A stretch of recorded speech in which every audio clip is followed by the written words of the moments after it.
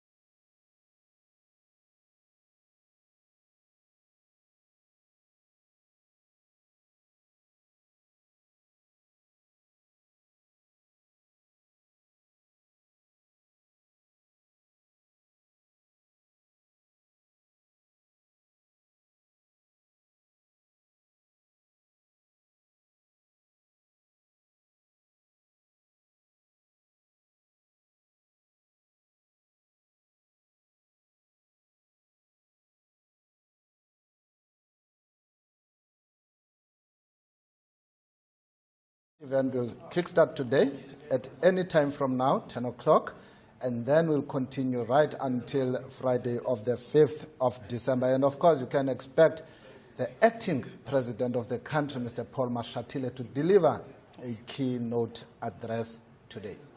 And of course, we're just waiting for that. The program is set to start at 10 a.m.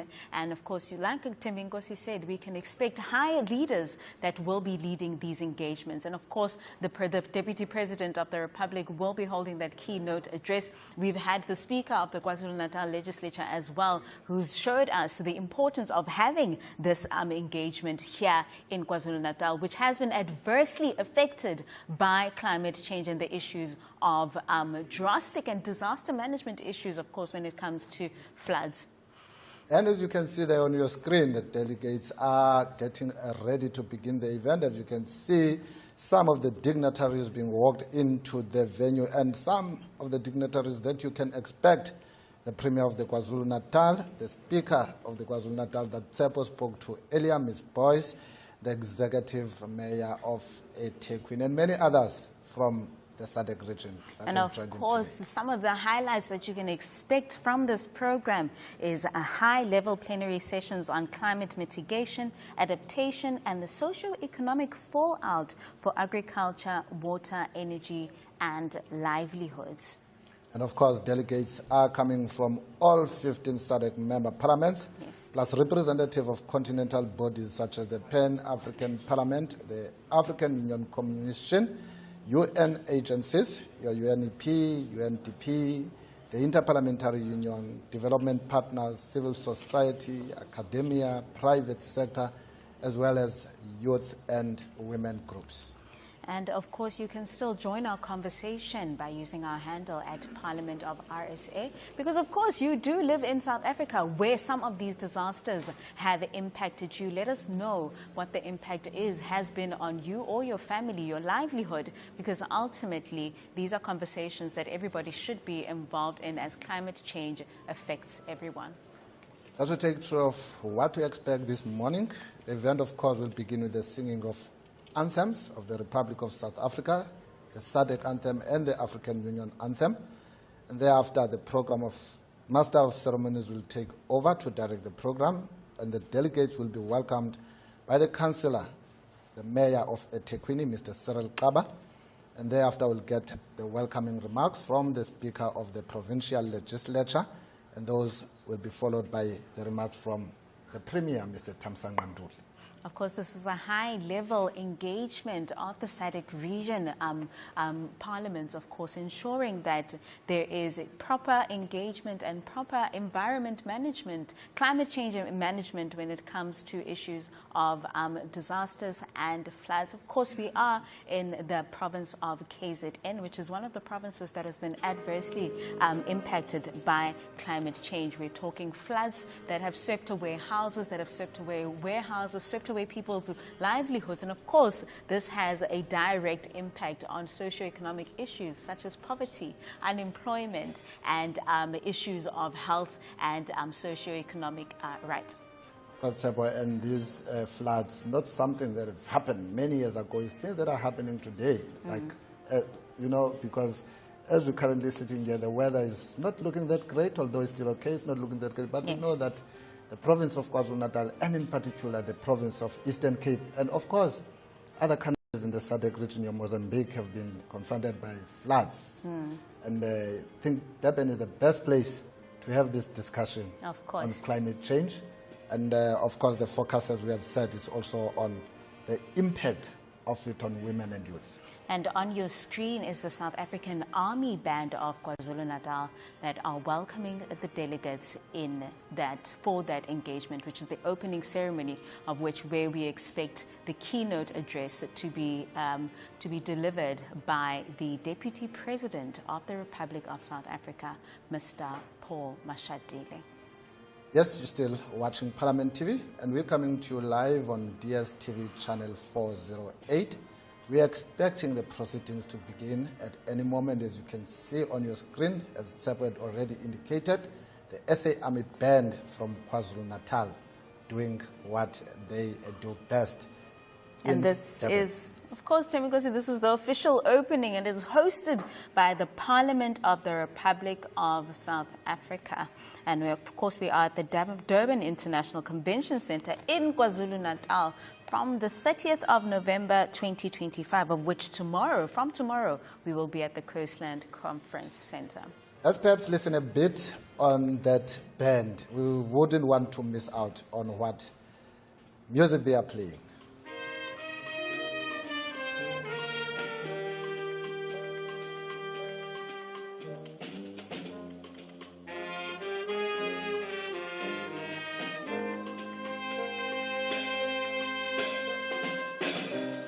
Can we all rise? Can we rise as we welcome our leadership?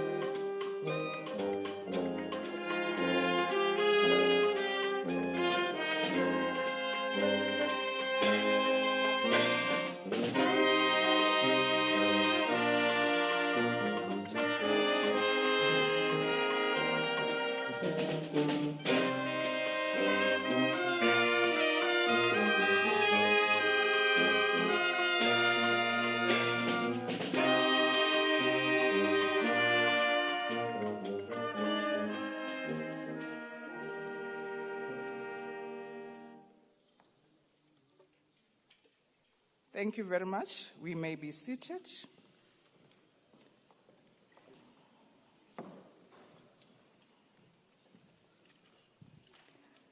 His Excellency, Honorable Paul Mashatile, the Acting President of our country, Honorable Thierry, President of SADC Parliamentary Forum and Speakers of Parliament of Madagascar, Honorable Sylvia Isaac, Vice President of SADC Parliamentary Forum and Members of Parliament of the Republic of South Africa, Honorable Angela Thokozile Didiza, MP, Speaker of the National Assembly of Parliament of the Republic of South Africa and House Speaker of this 58th Plenary Assembly,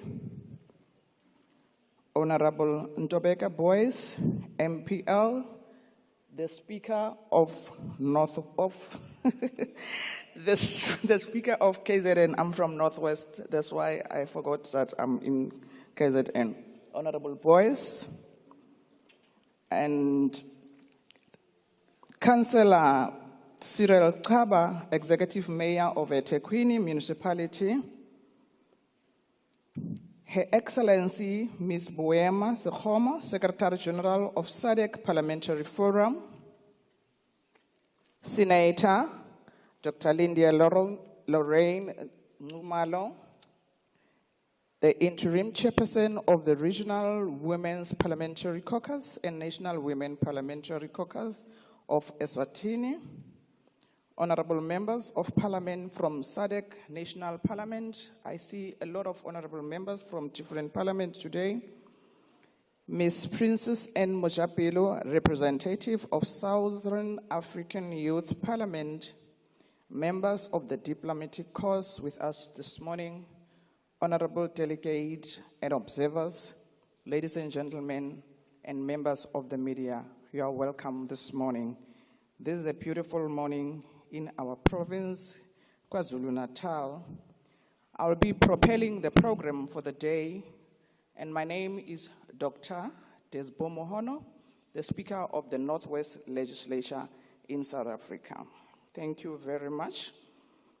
I will now, without any waste of time, welcome the delegate and the host and request Councillor Cyril Kaba, Executive Mayor of eThekwini, to come and make us seriously feel at home and welcome. Honorable Councillor.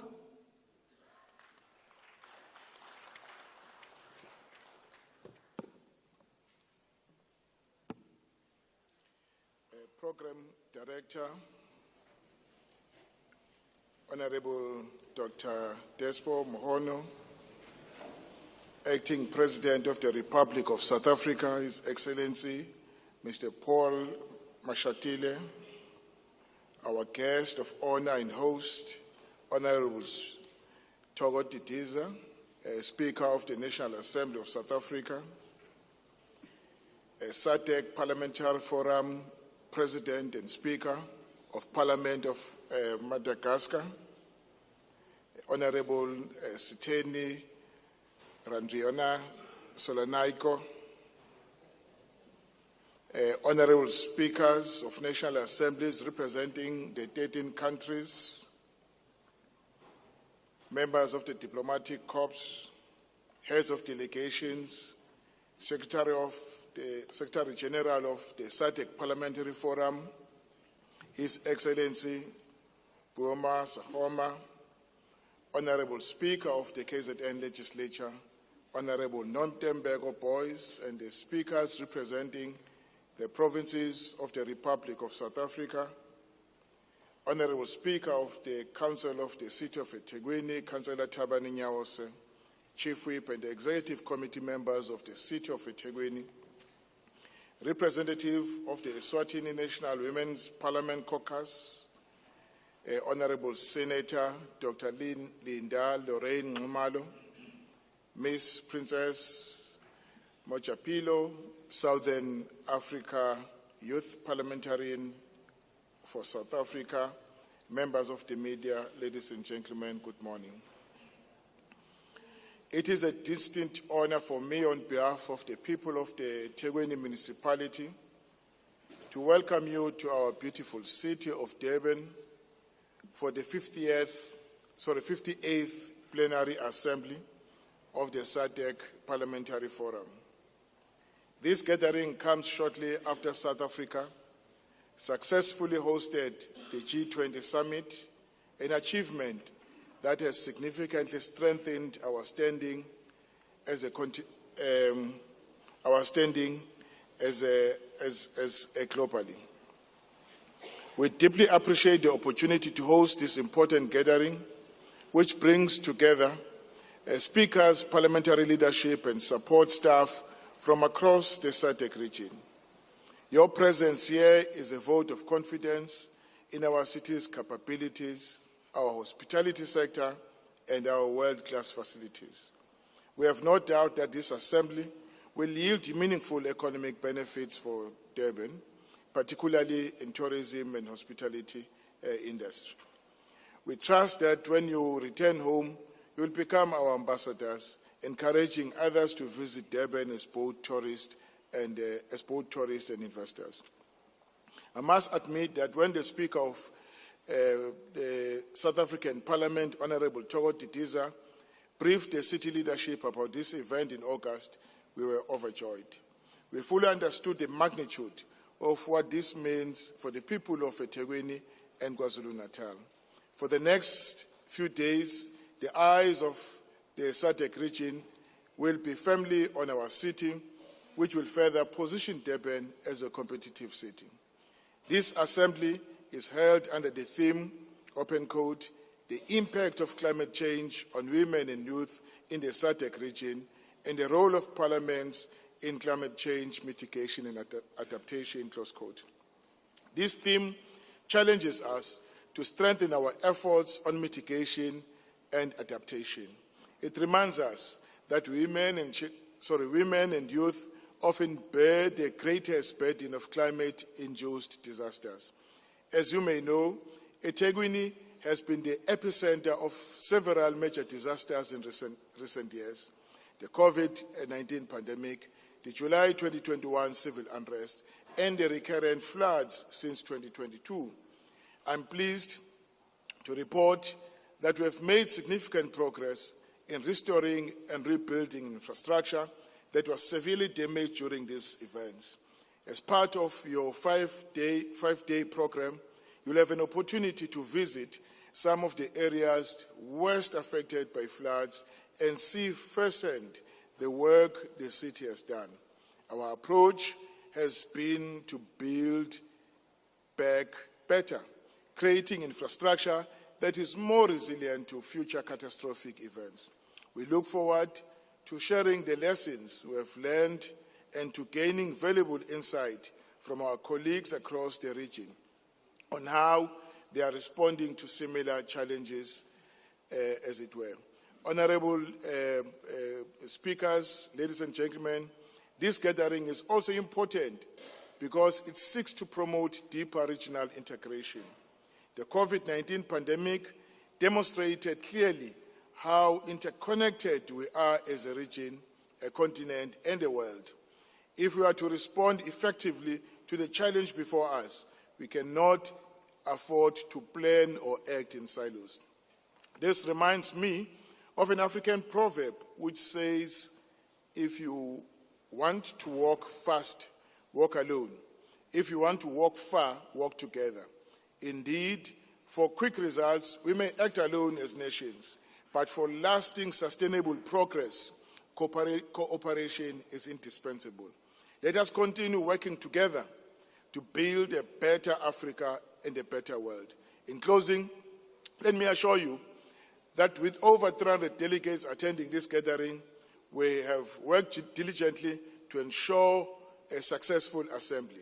Our hope is that you leave Durban with a sense of optimism and a desire to return, whether as tourists, partners, or investors. With these remarks, I once again welcome you to our city and wish you productive and fruitful deliberation. I thank you.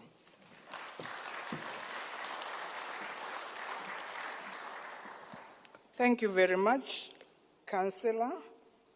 Now that we are at home, we are being welcomed, I think we are all relaxed. I'll request the delegate and everybody to stand up as we'll be singing the national anthem of South Africa, the SADC, and the AU song. We will be led by our band.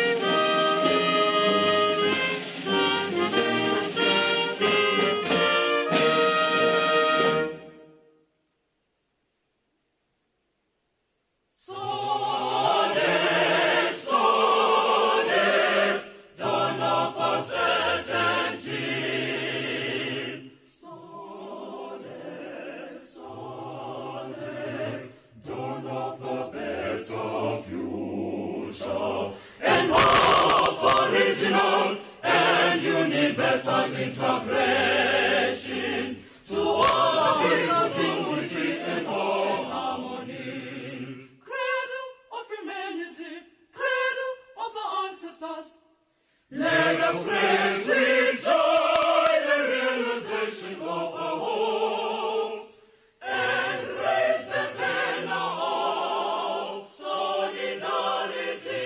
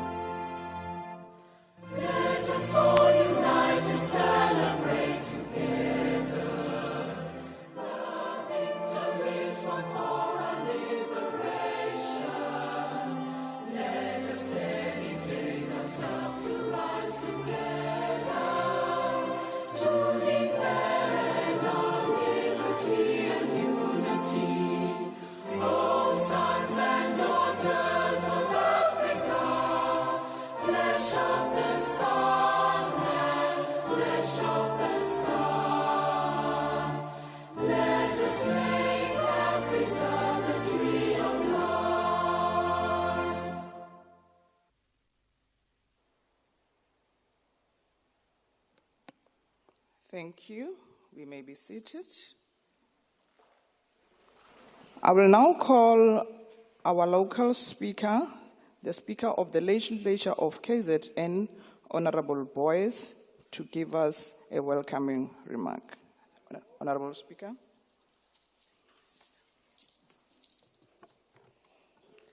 Thank you, Program Director, my sister, the Speaker of Bukoni Bupirima, Dr. Despo, the President of SADC-PF, the host Speaker, the Secretary General, the leaders in the various positions in SADC that are sitting with us at the front, including the representative of women and that of the young people, the mayor of the city of eThekwini, uNonkosi owashabada iTheku walenza labheka abantu babo bonke abasengxenyeni yeningizimu neAfrika. I mean the mayor of the city of Thekwini, that on this day chose to be home to all of Southern Africa as they come and ensure that they take claim of their land, which is South Africa. The speakers that are attending from the various countries that are here, I've seen two sisters of mine.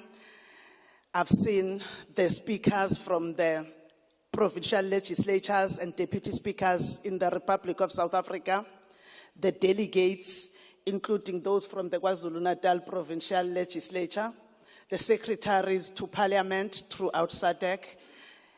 Ladies and gentlemen, Sanibonani. I rise on behalf of the people of KwaZulu-Natal, the people that were elected to represent the 12+ million people of this province in the 2024 polls. And it is a great honor to stand here on their behalf on the gathering of the 58th Plenary Assembly of the South African Democratic Development Community Parliamentary Forum, the SADC-PF, hosted under the theme, The Impact of Climate Change on Women and Youth in the SADC region, and the role of parliaments in climate change mitigation and adaptation. This theme is not merely a point of discussion, but it is a clarion call on all of us as member states to critically review and strengthen our strategies in responding to the escalating climate crisis and the implication it has on the growth prospects of our respective economies and the social well-being throughout the region. I am of a firm belief that when we are working together as nations, there are better opportunities and chances for us to succeed.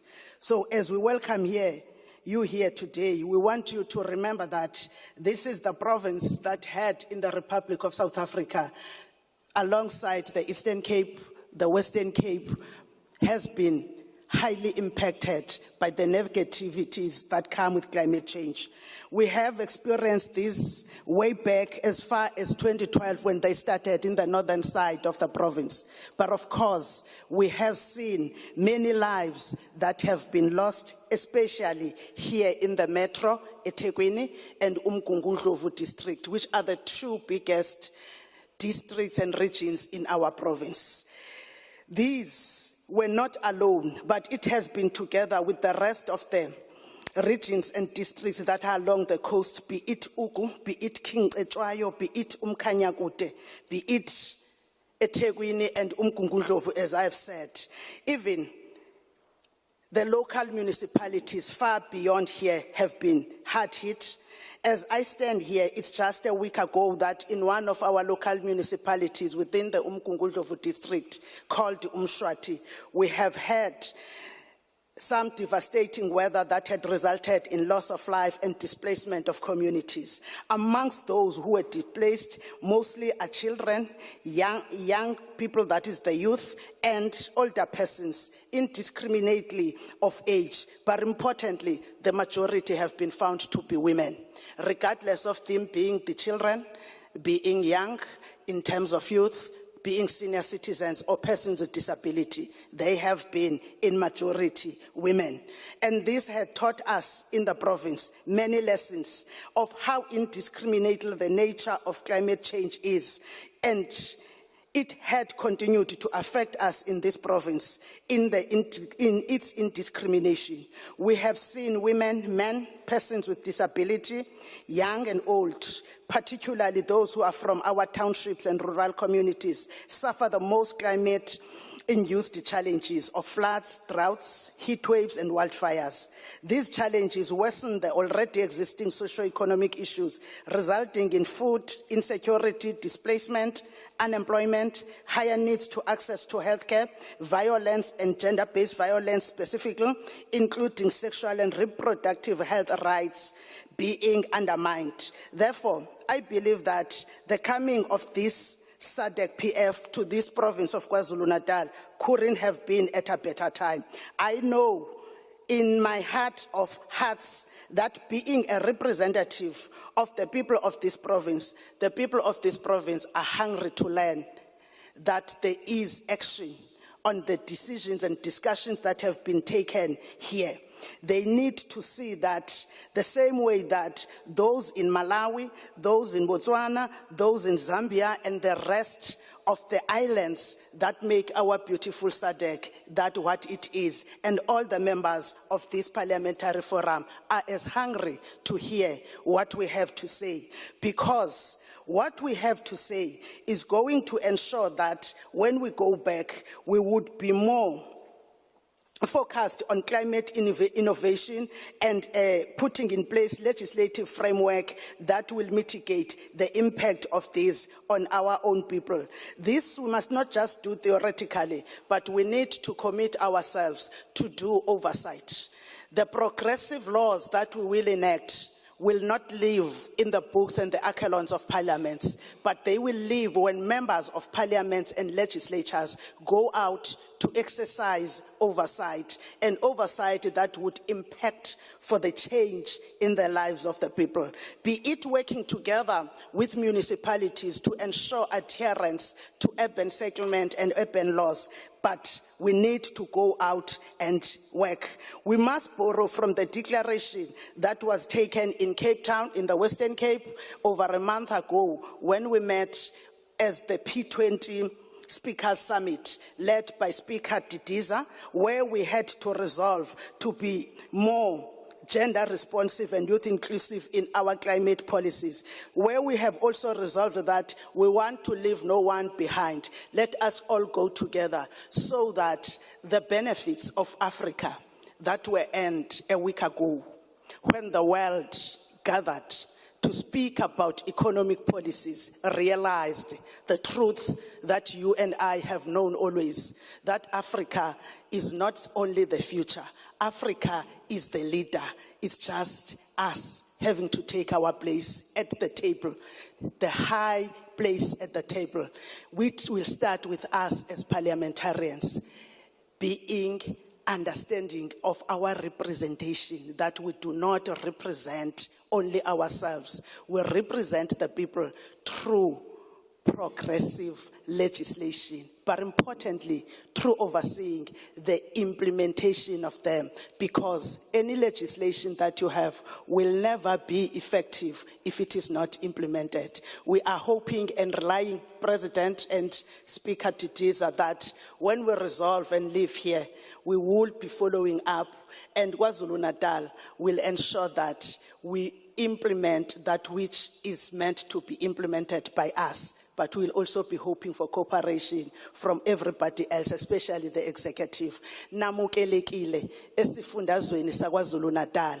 You are all welcome to the beautiful province of KwaZulu-Natal, the province that is home to Isimangaliso wetlands, the province that is also home to the Drakensberg, the province that is also home to the beautiful beaches that run from the north right to the south, a border with the Eastern Cape.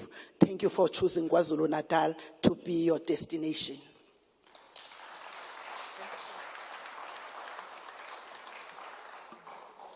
Thank you very much, Honorable Speaker. I think the founding principle of this forum will definitely make sure that what you have raised, it continue. Thank you once more, Honorable Speaker Boyce. I will now call Her Excellency Boema Sekgoma, the SADC-PF Secretary General, to take us through the credentials of the forum. Her Excellency.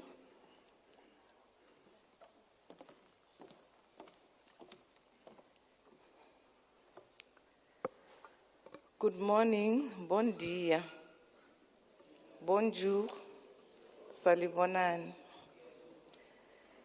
His Excellency, Your Honor, Mr. Paul Mashatile, Acting President of the Republic of South Africa, and our esteemed guest of honor, Honorable Randriana Solonaiko Setinitiri, President of the SADC Parliamentary Forum and Speaker of the Parliament of Madagascar, Honorable Sylvia Isaacs, the Vice President of the SADC Parliamentary Forum and Member of the Parliament of the Republic of South Africa, Honorable Angela Thokozile Didiza, Member of Parliament and Speaker of the National Assembly of the Parliament of the Republic of South Africa, and our gracious host of the 58th Plenary Assembly Session, Honorable Refilwe Motshweni Tsipane, Member of Parliament and Chairperson of the National Council of Provinces of the Parliament of the Republic of South Africa and host Speaker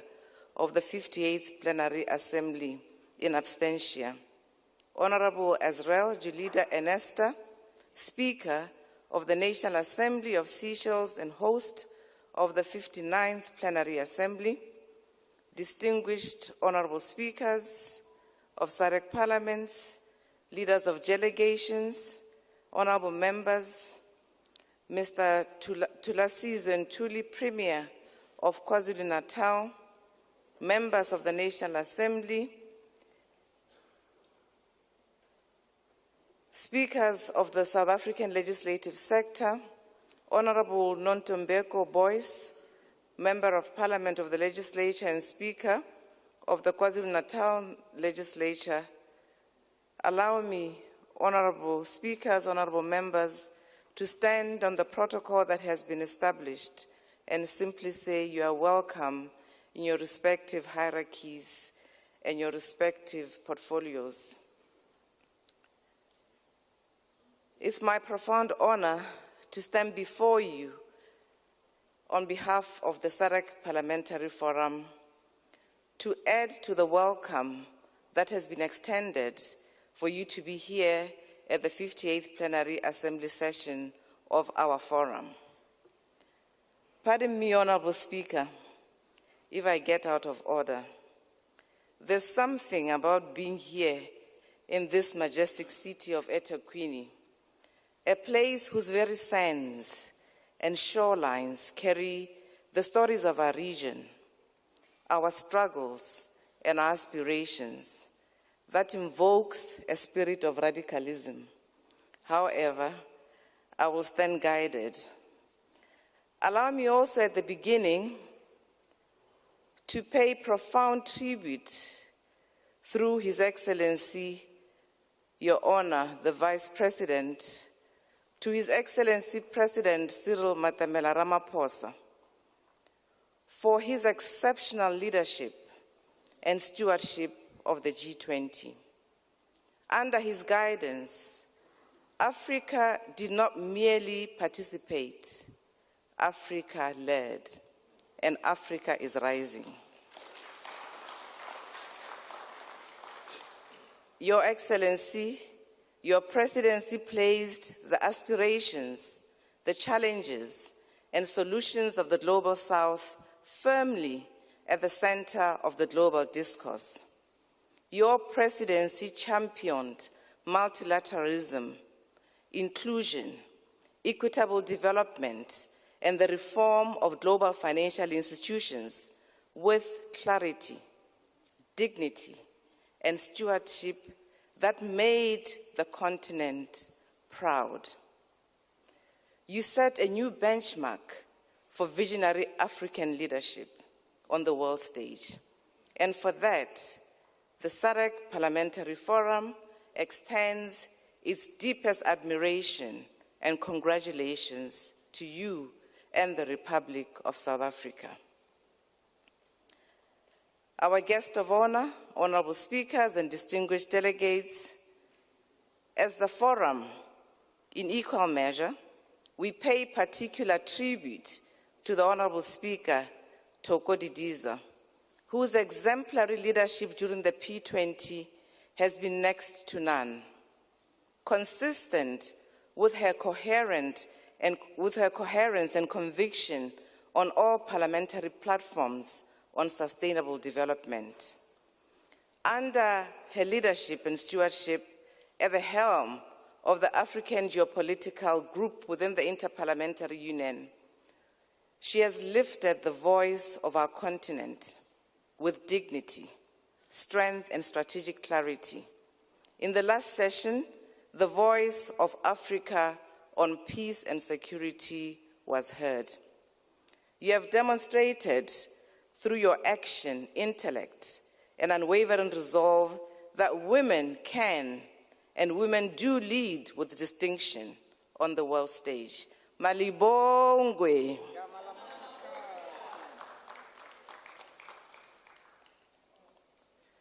Honorable Speaker, your work continues to inspire a generation of women and young girls across Africa who see in you not only a woman leader, but a trailblazer who expands the boundaries of possibility. We salute you. Malibongwe, Honorable Speaker. Our guest of honor and distinguished delegates, it is in this spirit of bold, purposeful leadership that we gather here in eThekwini, a city whose history of resilience, cultural fusion, and resistance mirrors the history of Southern Africa itself. From the legacy of King Shaka, whose strategic genius transformed regional dynamics, to the unyielding pursuit of justice that shaped Southern Africa's liberation and its constitution, I dare say. Durban, or eThekwini, reminds us that progress is built when people stand together, think together, and act together. And with the current geopolitics, we need to be reminded of unity of purpose. Getting to the theme of this plenary assembly, which has already been eloquently contextualized, one could not reiterate the urgency that this is no longer an approaching threat. It is immediate and it is here with us today.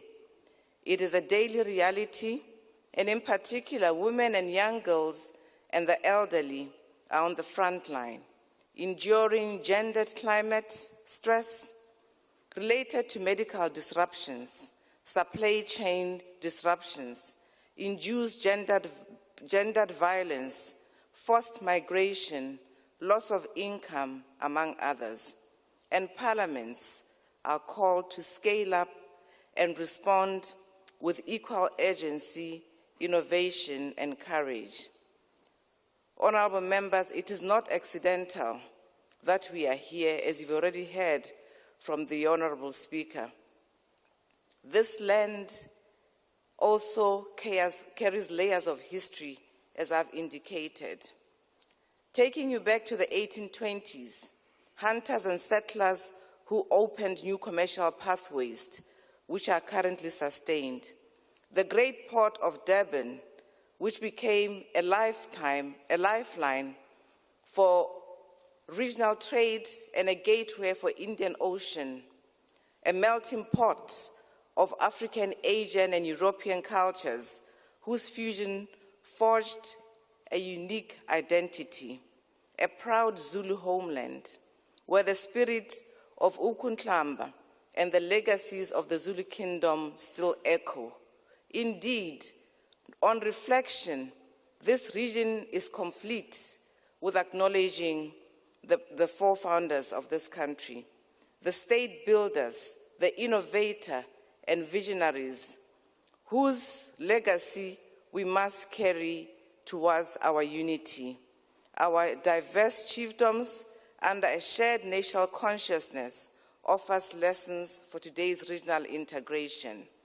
Regional integration should not remain as a pipe dream, but should be seen as something that is achievable. Honorable members, I've spoken a lot about eThekwini. It is here also that the enduring legacy of Nelson Rolihlahla Mandela is written into the architecture of Southern Africa, Southern African public life. His conviction that Parliament must be a moral campus and an instrument of justice remain a beacon of our region. Today, as the world grapples with new forms of conflict, geopolitics and ecopolitics, and shrinking civic space, Nelson Mandela's moral instructions are more relevant than ever. Esteemed delegates, our region and the world have witnessed renewed conflict, from Gaza to Eastern Europe, and pockets of fragility within our own continent. We have also witnessed members of Parliament rise boldly, using their platforms to call for humanitarian corridors to be opened, condemn atrocities, and champion peace. This is parliamentary activism at its best, principled, people-centered, with a global conscience. It affirms that Parliament is not just a lawmaking body, but a voice of conscience, a mediator, a guardian of constitutionalism, among others. So, honorable members, as we stand on this soil today, we remember the extraordinary legacies of the frontline states. The United Republic of Tanzania's Julius Nyerere, father of Pan-Africanism, Zambia's Kenneth Kaunda, who endured the most economic sabotage in defense of liberation. Mozambique's Samora Machel, who paid for solidarity with his life.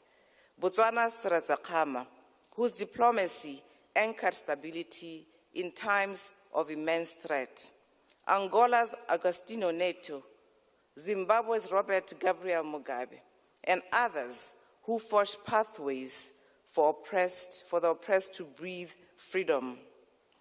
Despite the ideological differences, they were united by a simple, powerful truth that the freedom of one African country depends on the freedom of all.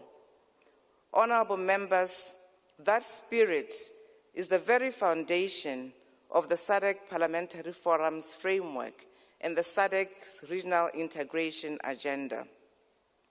Honorable members, from these examples, we affirm that the SADC common agenda of industrialization, free movement, market integration, peace, and shared prosperity remains non-negotiable.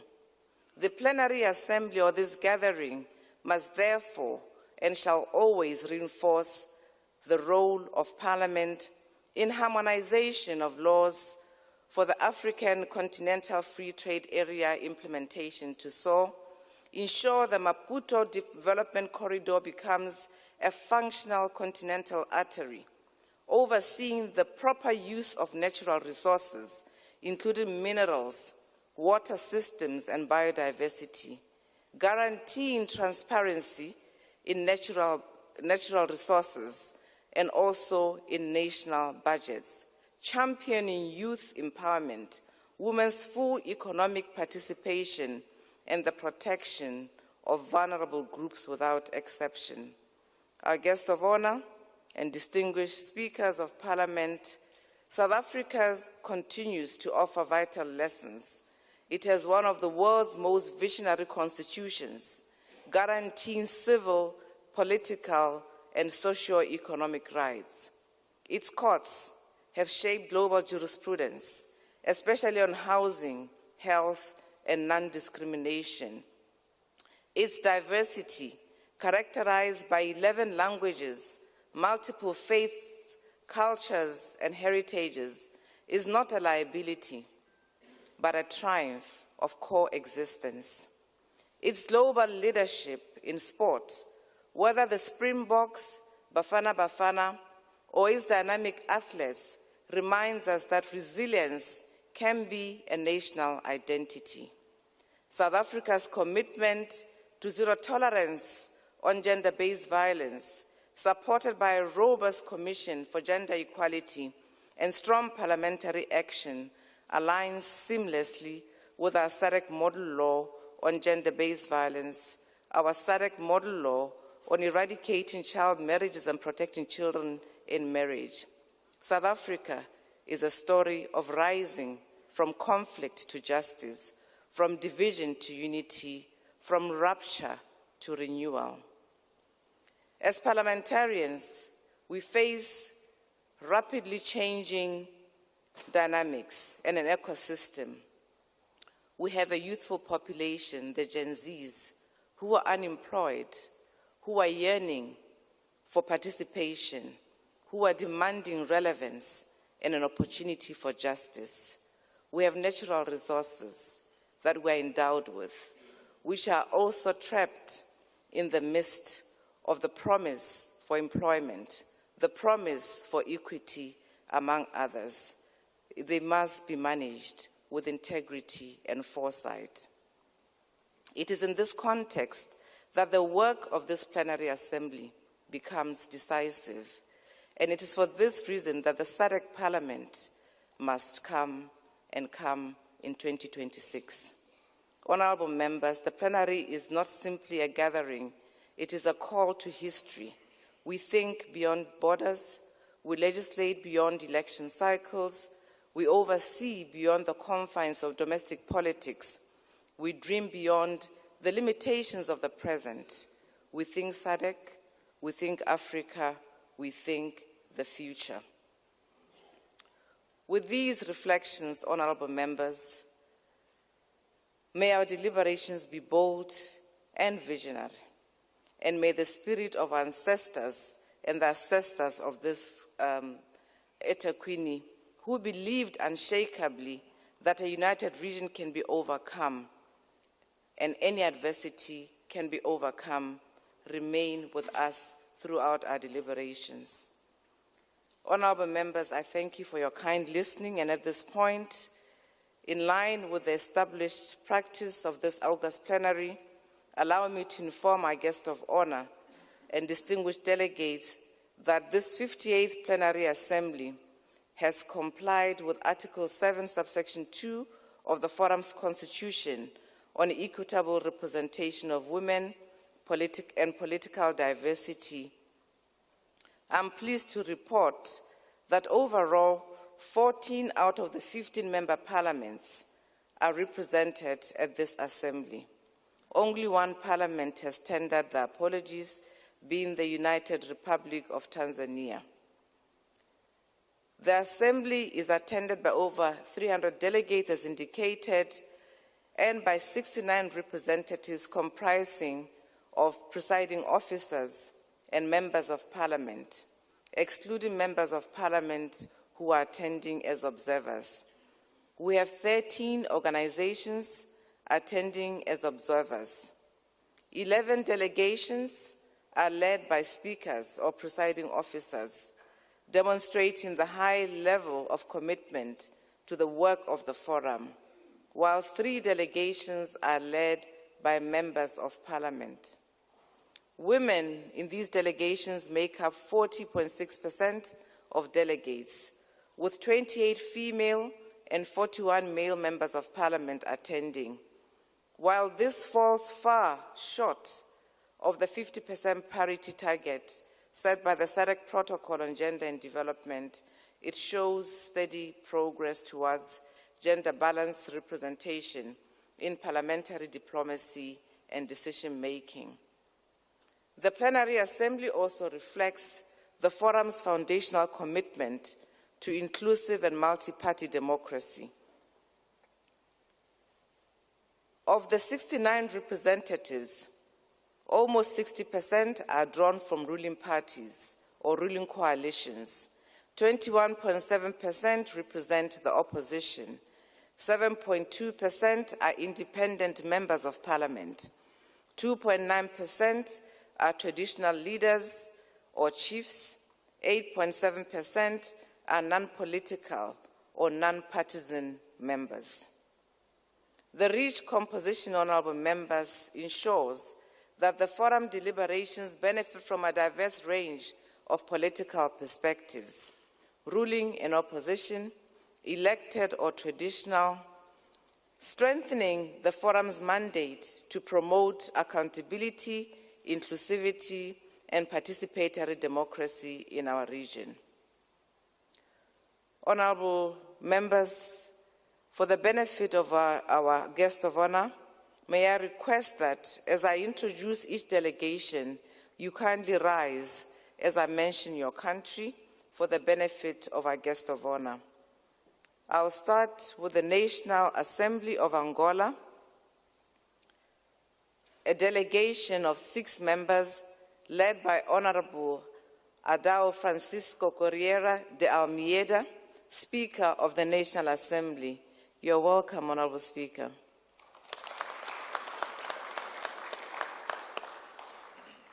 The Parliament of the Republic of Botswana, a delegation of 3 members led by Honourable Ditapelo Lefoko Kiorapetsi, Speaker of the National Assembly.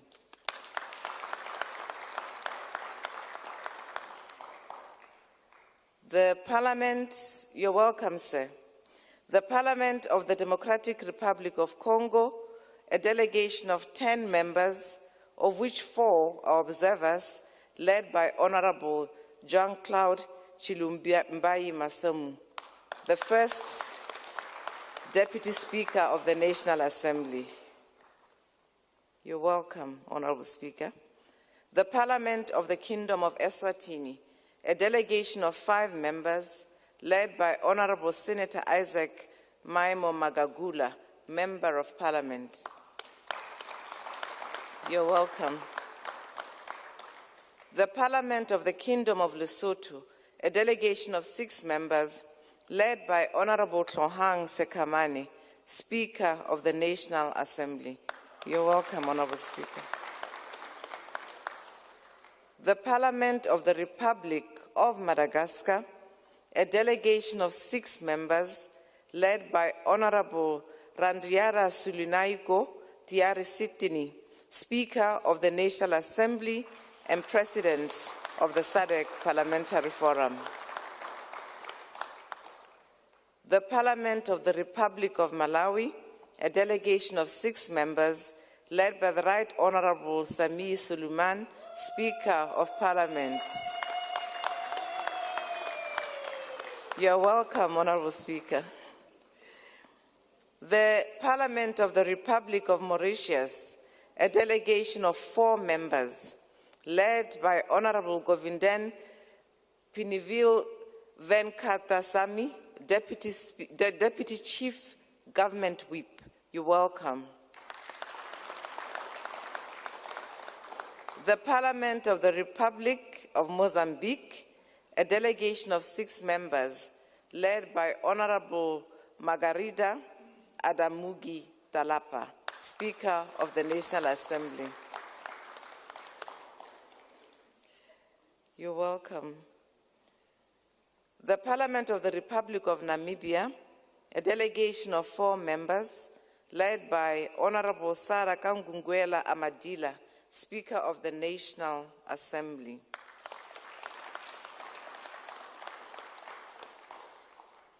You're welcome, Honourable Speaker. The National Assembly of the Republic of Seychelles, represented by Honourable Azarel Jolinda Enesta, Speaker of the National Assembly. You're welcome, Honourable Speaker.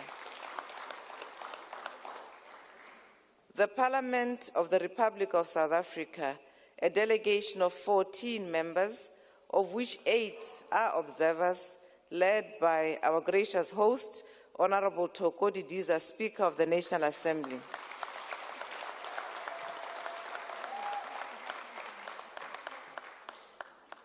The National Assembly of the Republic of Zambia, a delegation of 6 members, led by the Right Honorable Nelly Butete Kashumba Muta, State Council MP, FAPRA, Speaker of the National Assembly. The Parliament of Zimbabwe, a delegation of 5 members led by Honorable Maybe Mbohawa, Member of Parliament. Also extending apologies from the Right Honorable Speaker, Jacob Francis Zidane Mulema Mudenda, who could not join us today.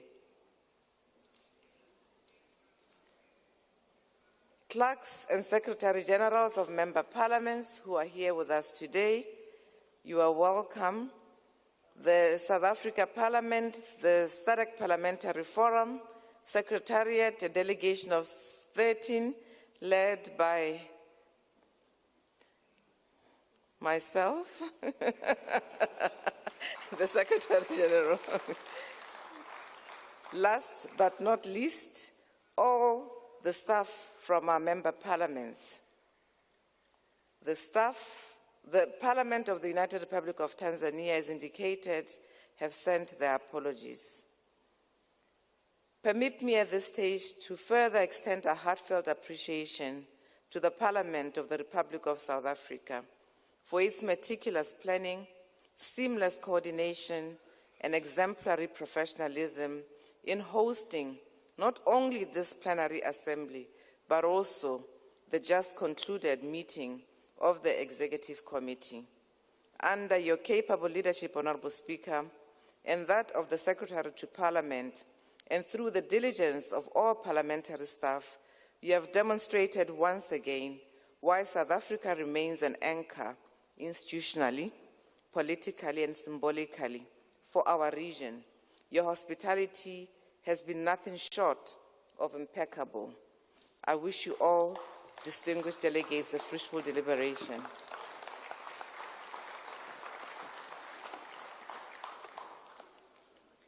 You know your hands are very expensive. Can you clap a hand for her?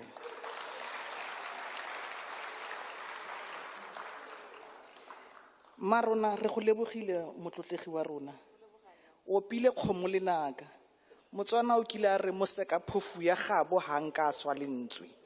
So this forum must ensure that what you have agreed upon and the forebearers have agreed upon, we must emphasize it and we shouldn't be apologetic. Gone are the days of Africans being spectators. We must negotiate on the table. Thank you very much once more, my leader. At this moment, I will now call a cultural performance to come and serenade us with their music and make us remember our roots. Cultural group is festive. We're already in festive, so they must put us in that mood.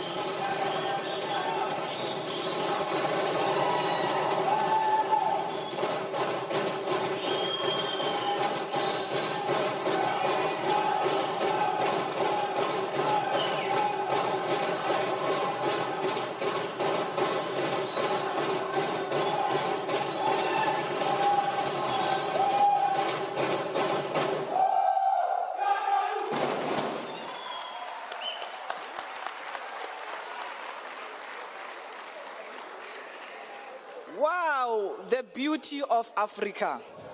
And it shows you how strong we are as African.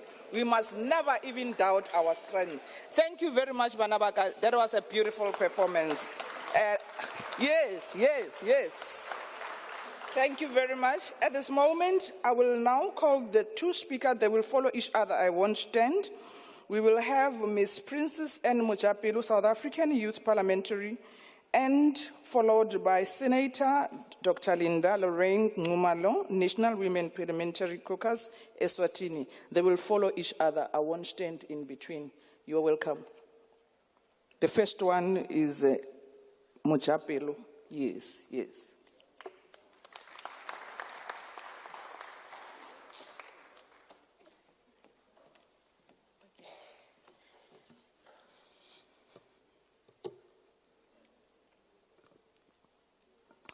Guest of honor, honorable speakers and presiding officers, honorable members of parliament, distinguished delegates, ladies and gentlemen, all protocols observed.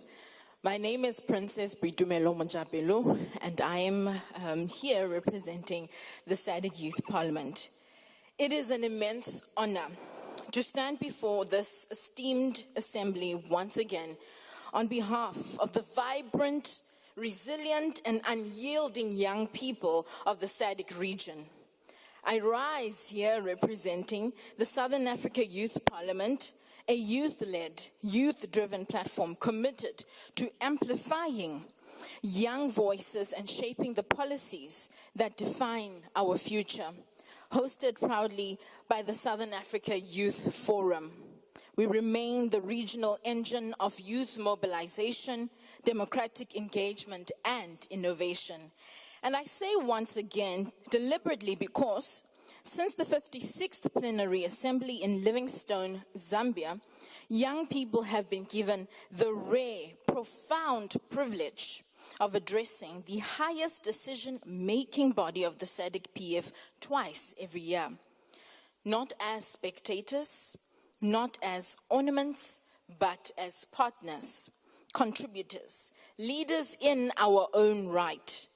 This is not symbolism, this is substance. The SADC-PF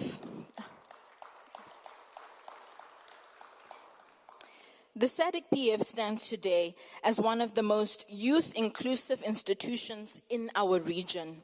Here, young people are invited not only to speak, but to help shape the direction of this forum through standing committee engagements, high-level dialogues, and core programs. We thank the leadership of this forum for its courage and foresight.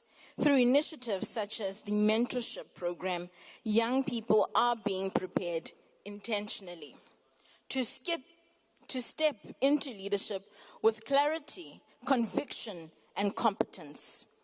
Guest of honor and distinguished delegates, a historic milestone in this journey was the signing of the Memorandum of Understanding between SAYOF and SADC-PF at the 57th Plenary Assembly in Victoria Falls, Zimbabwe. That agreement did not merely formalize a partnership, it cemented a shared vision: youth political and economic empowerment, digital inclusion, climate governance, and gender equality. These priorities speak directly to the realities and aspirations of our generation. But progress must be matched with truth.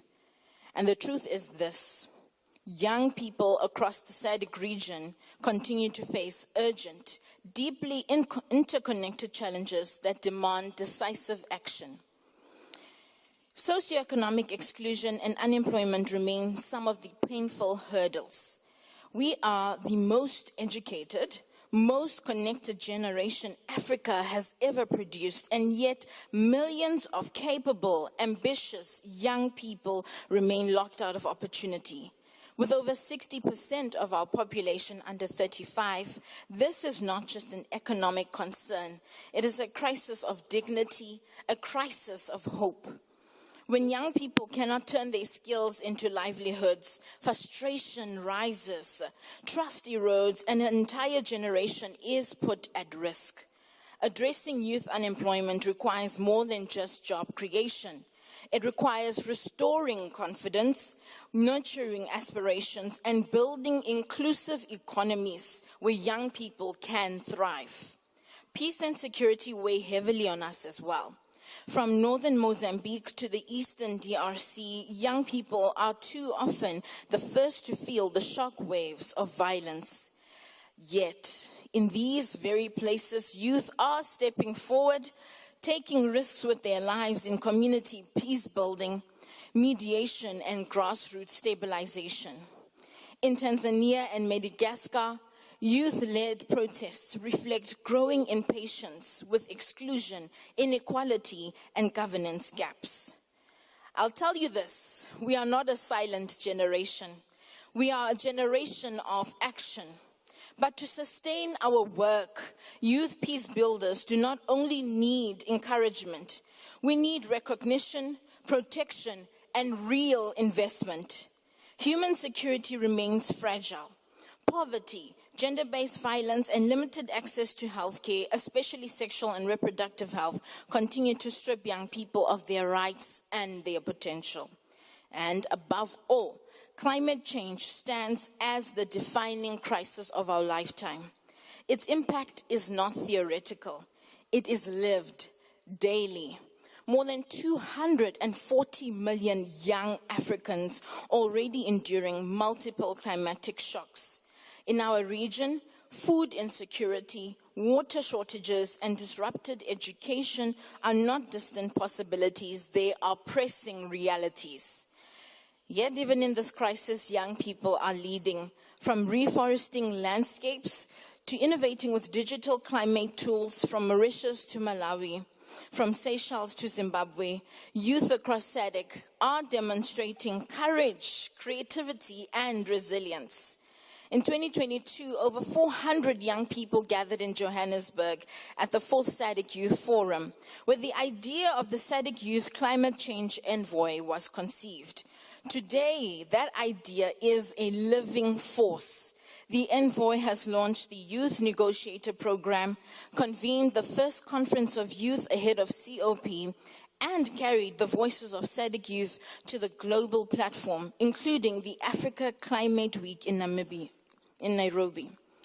This is why we welcome the thoughtful and urgent theme of this 58th Plenary Assembly, because climate change is neither gender neutral or generation blind. It hits women and young people hardest, but we remain the champions of innovation and adaptation. Guests of honors and distinguished delegates, this assembly has already approved the establishment of the SADC-PF Youth Caucus. We eagerly anticipate its full implementation because it will strengthen youth coordination, expand legislative contributions, and establish a permanent home for the Southern Africa Youth Parliament within this forum. As I conclude, allow me to reaffirm our central conviction. We look to our parliaments for bold, accountable, transformative leadership. Leadership that prepares our region not for the world we once knew, but for the world we are entering. In the powerful words of Oliver Reginald Tambo, a country, a movement, a person that does not value its youth and children does not deserve its future. And as the late Nelson Mandela reminds us that it is in our hands to create a better world for all who live in it. The SADC-PF has shown this commitment. The challenge then before us is to sustain it, deepen it, and institutionalize it. As the youth of Southern Africa, we stand before you with one unwavering message. We are not leaders in waiting. We are leaders in motion, ready to contribute, eager to lead, determined to shape a future defined by shared purpose, dignity, and opportunity for all.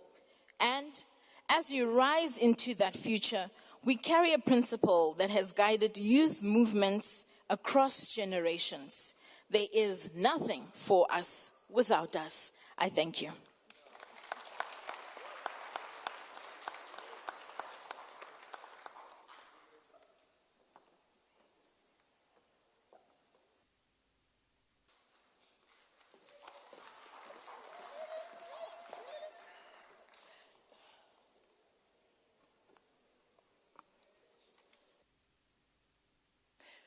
His Excellency, Mr. Paul Mashatile, Acting President of the Republic of South Africa, and our esteemed guest of honor, Honorable Thierry, President of the SADC Parliamentary Forum and Speaker of the Parliament of Madagascar, Honorable Sylvia Isaacs, Vice President of the SADC Parliamentary Forum and Member of the Parliament of the Republic of South Africa, Honorable Angela Thokozile Didiza, MP, Speaker of the National Assembly of the Parliament of the Republic of South Africa and host Speaker of this 58th Plenary Assembly, Honorable Refilwe Mthethwa, MP, Chairperson of the National Council of Provinces of the Parliament of the Republic of South Africa and the host Speaker of this 58th Plenary Assembly in absentia, Honorable Azriel,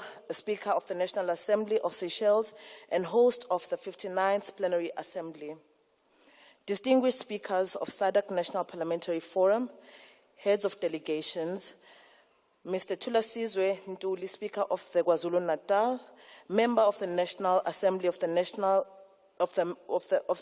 Council of Provinces, speakers of South Africa Legislative Sector, Honorable Nontembeko Boyce, Speaker of the KwaZulu National Legislature, Councillor Cyril Klaba, Executive Mayor of the eThekwini Municipality, Her Excellency Ms. Boemo Sehoma, Secretary General of the SADC Parliamentary Forum,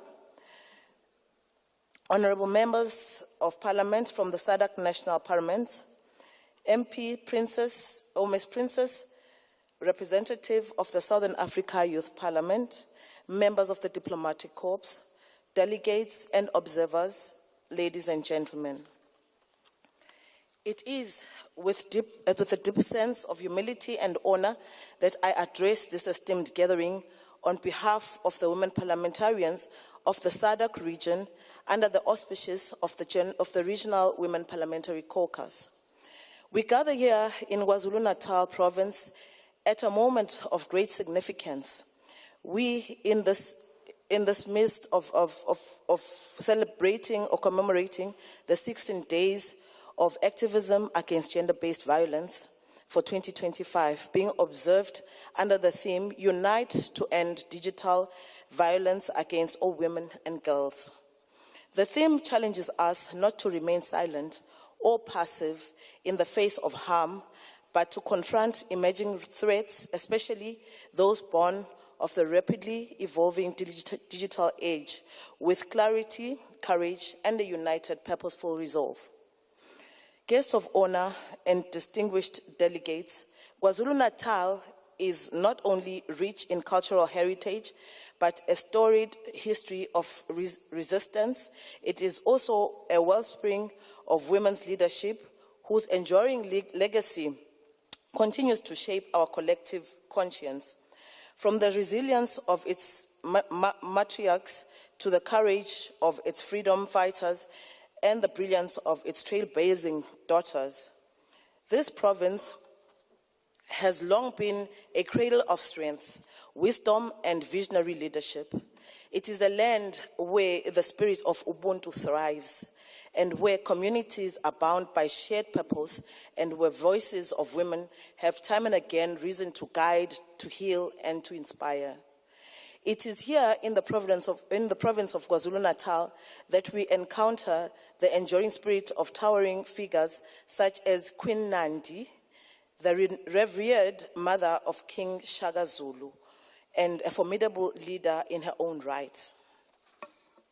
Despite the patriarchal norms of her time, Queen Nandi demonstrated exceptional political acumen, resilience, and dignity. She protected and nurtured her son through exile and adversity, instilling in him the values that would later define one of Africa's most powerful kingdoms.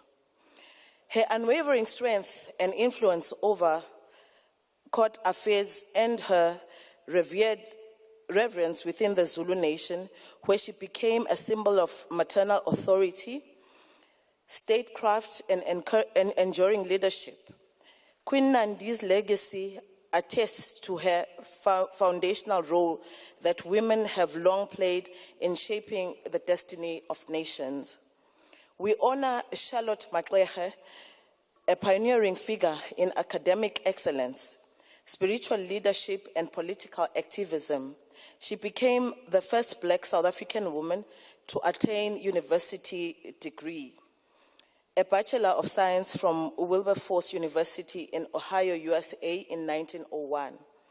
A leading figure in the African Methodist Episcopal Church and founder of the Bantu Women League, and she advocated for education, universal suffrage, and social justice, providing organized African womanhood with its first national platform and a strong voice in the international stage. We also remember Dorothy Nyembe, a brave anti-apartheid activist, community organizer, and later a member of the parliament whose unwavering courage and resistance in the face of oppression made her a prominent figure in South Africa's liberation struggle. Her many years of activism, including periods of imprisonment, continue to inspire generations to stand against injustice and to fight freedom and equality.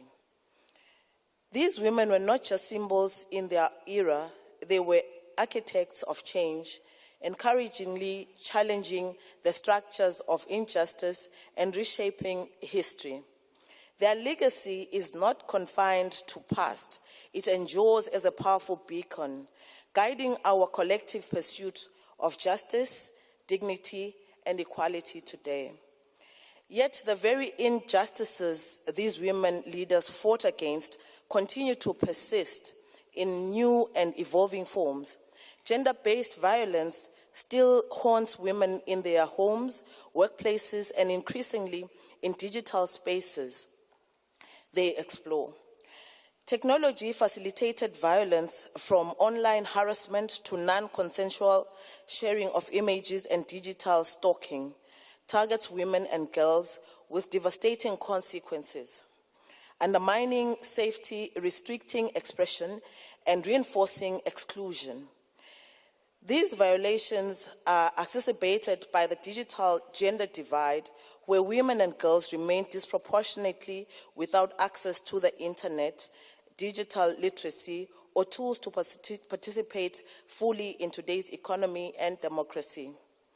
Meanwhile, climate change worsens women's vulnerability, especially for rural women who face the impact of environmental shocks that disrupt food systems, displace communities, and threaten livelihoods. At the same time, access to sexual and reproductive health and rights, including maternal health services and HIV prevention and treatment, remains unequal and underfunded, putting millions of women and girls at risk of avoidable harm and premature death. In the face of these escalating challenges, we must be unequivocal, and we cannot carry on making laws in silence while women continue to be silenced by violence. Here is a refined version of the The RWPC therefore calls for the accelerated demonstration and implementation of the SADC-PF model law on gender-based violence, which provides a harmonized, survivor-centered framework for legal protection and institutional response.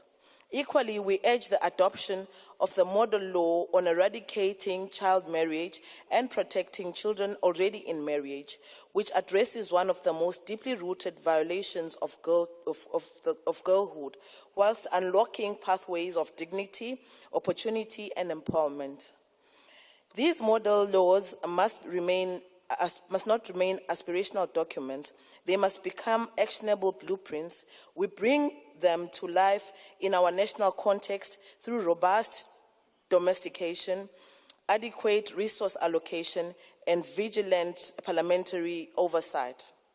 Furthermore, we must prioritize climate-smart legislation that protects women's livelihoods and positions them as agents of environmental resilience, strengthening the legal and policy frameworks necessary to combat digital violence and cybercrime, ensuring that women and girls are safeguarded online as much as offline and close to the digital gender gap through fair access to education, connectivity, and digital skills training. We must also broaden access to comprehensive SRHR services, including HIV prevention and treatment, and affirm these rights as essential to human dignity, public health, and sustainable development. Above all, we must persistently work to ensure that full and equal representation of women in all decision-making spaces, not as a token of gesture, but as a constitutional and democratic necessity. On behalf of the Women Parliamentary Caucus of the SADC Regional and delegates of the 58th Plenary Assembly, I extend my sincere appreciation to the Government of the Republic of South Africa through the President of the Republic, His Excellency President Cyril Ramaphosa, for his steadfast leadership in advancing gender justice. In April 2020, the President led South Africa in making significant advance by signing the National Strategic Plan on Gender-Based Violence and Femicide, a historic pledge in the fight against GBV and femicide. More recently, at the G20 Social Summit in Boksburg, the President reaffirmed the government's commitment to declaring GBV and femicide a national crisis, officially recognizing it as a crisis that must be urgently addressed. Guests of honor and distinguished delegates, the 16 days of activism against gender-based violence must galvanize both our reflection and collective action. They must ignite our resolve to take decisive legislative intervention to close the digital divide and end digital and domestic violence and empower women not just to survive but to lead. Let this plenary assembly be remembered not only for the speeches delivered within these walls, but for the lives transformed beyond the words, because we could have chosen not only to speak, but to act with courage, urgency, and conviction. In the spirit of Queen Nandi, let us lead with vision, undoubted, unyielding, and guided by a profound sense of purpose. In the cherished memory of Dorothy Nyembe and Charlotte Magleche, let us stand firm against all forms of injustice, drawing strength from the courage of those who walked before us. In the name of every girl who dares to dream of a future free from fear, every girl who looks to us for protection, inspiration, and possibility, let us act with urgency, conviction, and unwavering resolve. The future of our region depends on nothing less. I thank you.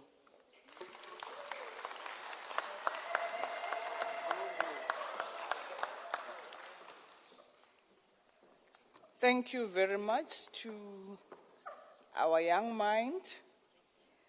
I usually say, when you empower young girls, don't leave the boys behind, because they grow up with the anger, and hence we are stuck with gender violence.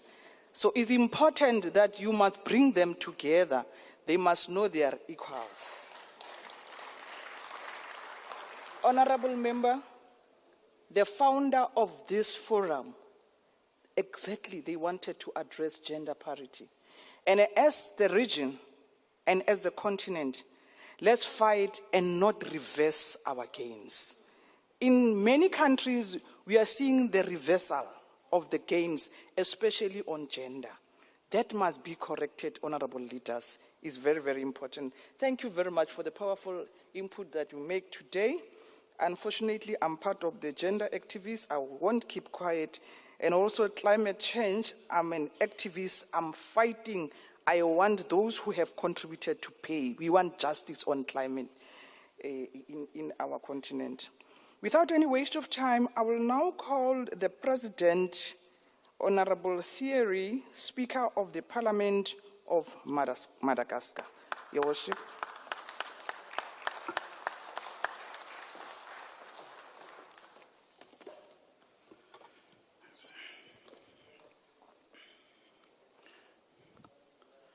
His Excellency, Mr. Paul Mashili, Acting President of Republic of South Africa, our esteemed guest of honor. Honorable Sylvia Isaacs, Vice President of the SADC Parliamentary Forum and Member of Parliament of Republic of South Africa.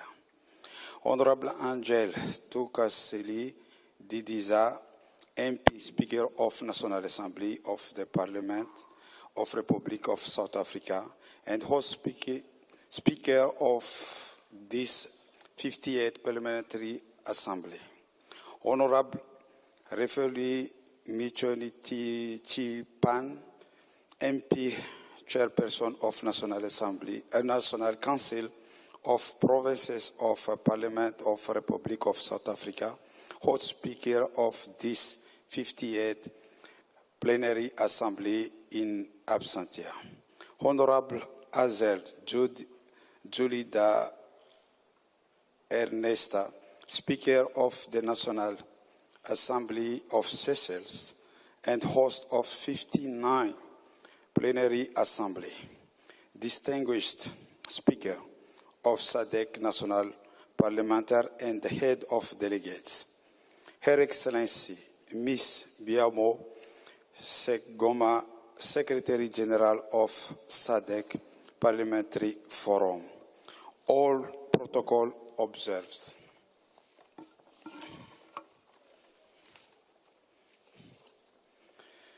It is a great pleasure and a privilege for me to address you in this grand occasion marking the official opening of 53 Parliamentary Assembly session of the SADC Parliamentary Forum.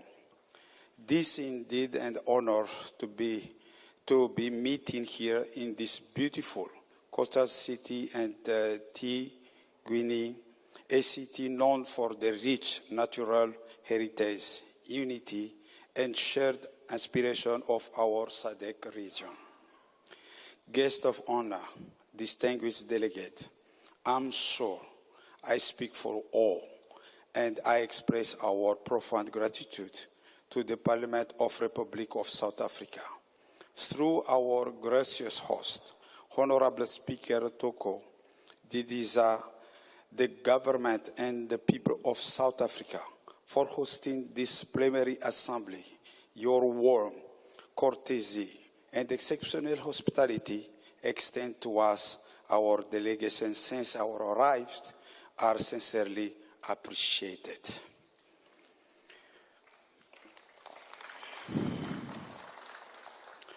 The plenary assembly stands as one of our most crucial institutional platforms.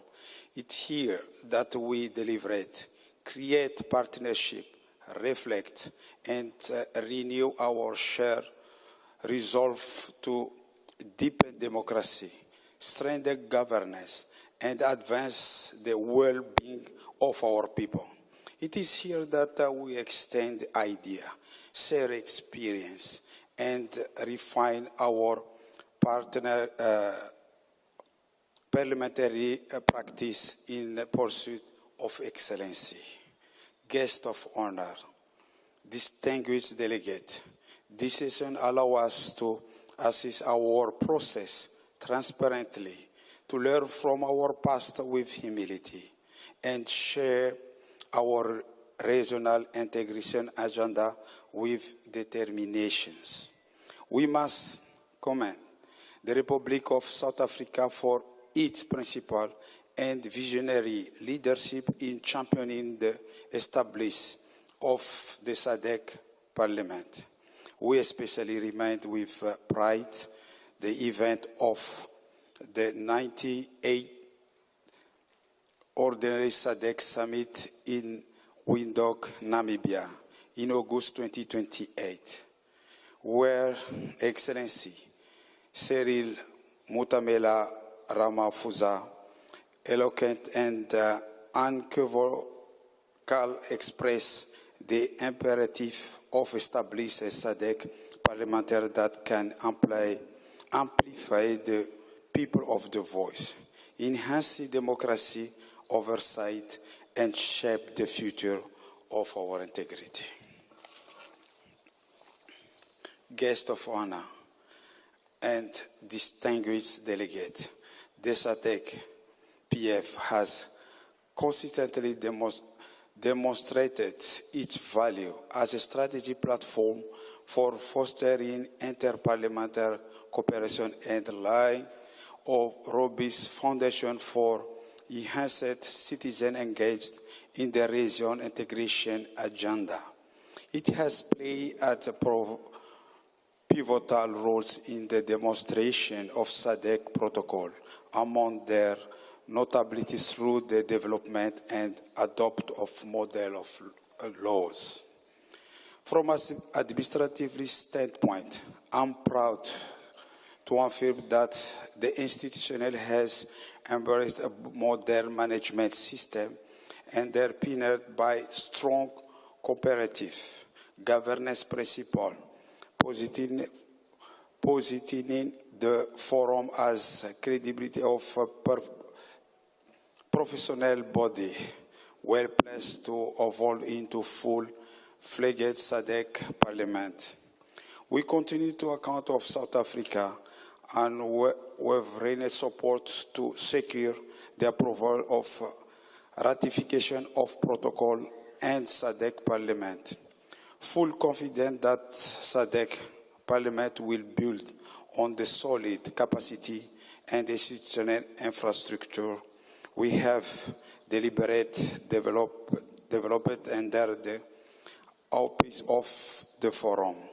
In this regard, we humbly appeal to Your Excellency to serve as we ambassador among your esteemed colleague, championing to approve of the SADC parliamentary by August 2026. Guest of honor and distinguished delegate, in conclusion, I wish to thank you, Your Excellency, for taking time out for your busy schedule to grace our official opening ceremony. Your steadfast commitment to parliamentary democracy and regional integration inspire our collective effort. May this plenary assembly strengthen our unity, sharpen our vision, and renew our resolve to build more peace, prosperous, and integral SADC regional. I thank you for your attention. Thank you very much.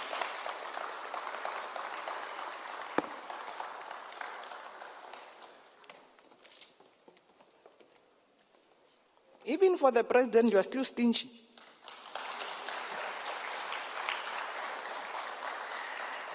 No, thank you very much, Honorable President, for the warm words that you have shared with us this morning. We're still in morning, by the way. Ladies and gentlemen, you are not lively. I want you to be lively. Yes. The following items, I want to run them this way. Before I call the band, after the band, I will call Honorable Chokoti Diza, the Speaker of the National Assembly of the Parliament of South Africa, and she will introduce our guest speaker, the Acting President, Honorable Mashatile. I will also not come in between. So, Honorable Speaker, once the band finish, it will be your platform, and as you will be introducing the Deputy President. The band, make us a little bit shaky.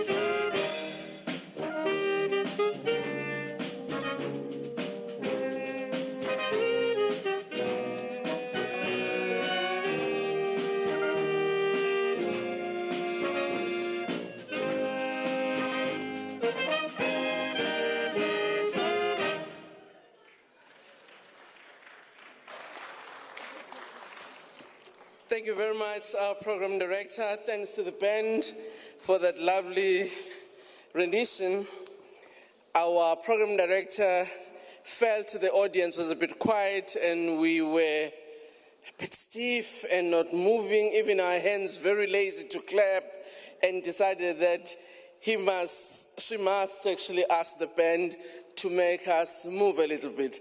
Thank you very much, Honorable Despo, for that, Speaker of our province of Bokoni Bophirima in the Northwest. Deputy President of South Africa, His Excellency Paul Mashatile, who's the acting president and is with us, has been with us from the beginning of this program in hybrid, because he would not have been able to be here because of other government business. We also want to thank the President for having ensured that we have a representation at the highest level to come and welcome us, even though he himself is not around in Mozambique, and we'd like to thank him for that. Our SADC-PF President, Honorable Thierry, who is here among us, and thank you for the message that you have given on behalf of SADC. Our Executive Mayor of the City of eThekwini Council, Cyril Klaba, the Speaker of KwaZulu-Natal Legislature, Honorable Boyce, and all provincial speakers present here and deputy speakers. Honorable speakers from our region, the SADC Parliament, who are all here, and the leaders of the various delegations. The members of Parliament who are here, the members of the provincial legislatures who are here, the members of eThekwini district, eThekwini Metro, who are also here, who are our hosts. Our representative of Southern Africa Youth Parliament, Princess Mchapilo, thank you very much for the message that you have given us, and I'm sure the speakers and members of Parliament present here did indeed take to heart what you have said to us. Representative of the Regional Women's Parliament, Dr. Honorable Linda Ngumalo, would like to also thank you for the message you have given, but also reflecting on the theme of the 16 days of activism against violence on women and girls. Secretary General of the SADC Parliamentary Forum, Ms. Buemo, and thank you very much for your message too, when you reflected in particular about the role and place of eThekwini and KwaZulu-Natal province, but also reflecting how it connects all of us as the SADC region. Our esteemed secretaries of parliaments who are here from our respective parliaments in the region, and their staff that are here with us, esteemed guests, ladies and gentlemen, it is indeed an honor and privilege to stand before you as this esteemed assembly, a collective voice representing the will, hopes, and aspiration of peoples in Southern Africa. As we gather in this august assembly, our hearts and prayers are with the people of New Hanover, whose houses and infrastructure was washed away by floods just 5 days ago in the Umgongondlovu district. Earlier this year, close to 21,145 individuals in KwaZulu-Natal, Eastern Cape and Northern Cape were impacted by floods, severe heat waves, and other climate-related shocks, illustrating the lived stress and impact of climate change. As you will notice on the planned excursions that we will have tomorrow after our symposium, around the town of eThekwini, which is still recovering from the devastating floods of April 2022, which killed hundreds of people in this region and displaced more families. In most cases, women and youth are proportionally more affected by climate shocks. It is women who have to carry the burden of care after any devastation where they have to pick up the pieces of their families and of their children. It is the women, when streams have been affected, have to walk long distances to fetch water. It is the women, where such shifts have happened, have to wonder where they get their energy sources for cooking for their families. It is for this reason that today and tomorrow in particular, we will reflect on the impact of climate change to women and youth. Bring a human face of how citizens are severely impacted by climate shocks. In the Southern African region, the increasing frequency and intensity of El Nino-induced drought condition is pushing more people into hunger and desperation. It also has moved more people into the chain of immigration and humanitarian deterioration. These examples point to the urgent need for collective action to avert further effects of climate change. It is against this background that we are hosting this 58th Plenary Assembly under the theme, I quote, "The Impact of Climate Change on Women and Youth in the SADC region and the Role of Parliaments in Climate Change Mitigation and Adoption." The climate change crisis is fundamentally a crisis of inequality. While its effects spare no one, its burdens are not shared equally. Women and youth bear the heaviest brand. Prolonged droughts mean longer, riskier journeys for water. Flash floods destroy fragile livelihoods, and increased resource scarcity fuels tension and inability for many. Climate change exacerbates existing gender inequalities, limiting access to education, increasing poverty, and threatening safety of women and children. Similarly, our youth, who represent the future of the region and continent, are inheriting a dangerously compromised world and decaying infrastructure damaged by weather and climate shocks. Climate change affects youth through loss of agricultural productivity, displacement, and limited economic opportunities. However, they are also the generation of change, armed with innovation, digital literacy, and an unwavering commitment to a sustainable future. We heard from our young representative, who was representing the youth of the region, saying they took a resolution on how, even in the present, they will advance innovative ideas and act to prevent and mitigate climate change. I think we have responsibilities as various parliaments to work with these young pioneers on how the solutions they carved can be multiplied across the region. Honorable members, COP30, which has just ended, was held in Brazil, and it was framed as the implementation COP, implying it was meant to focus less on what the world must do, rather on how to make it all happen to curb the rising global greenhouse gas emissions.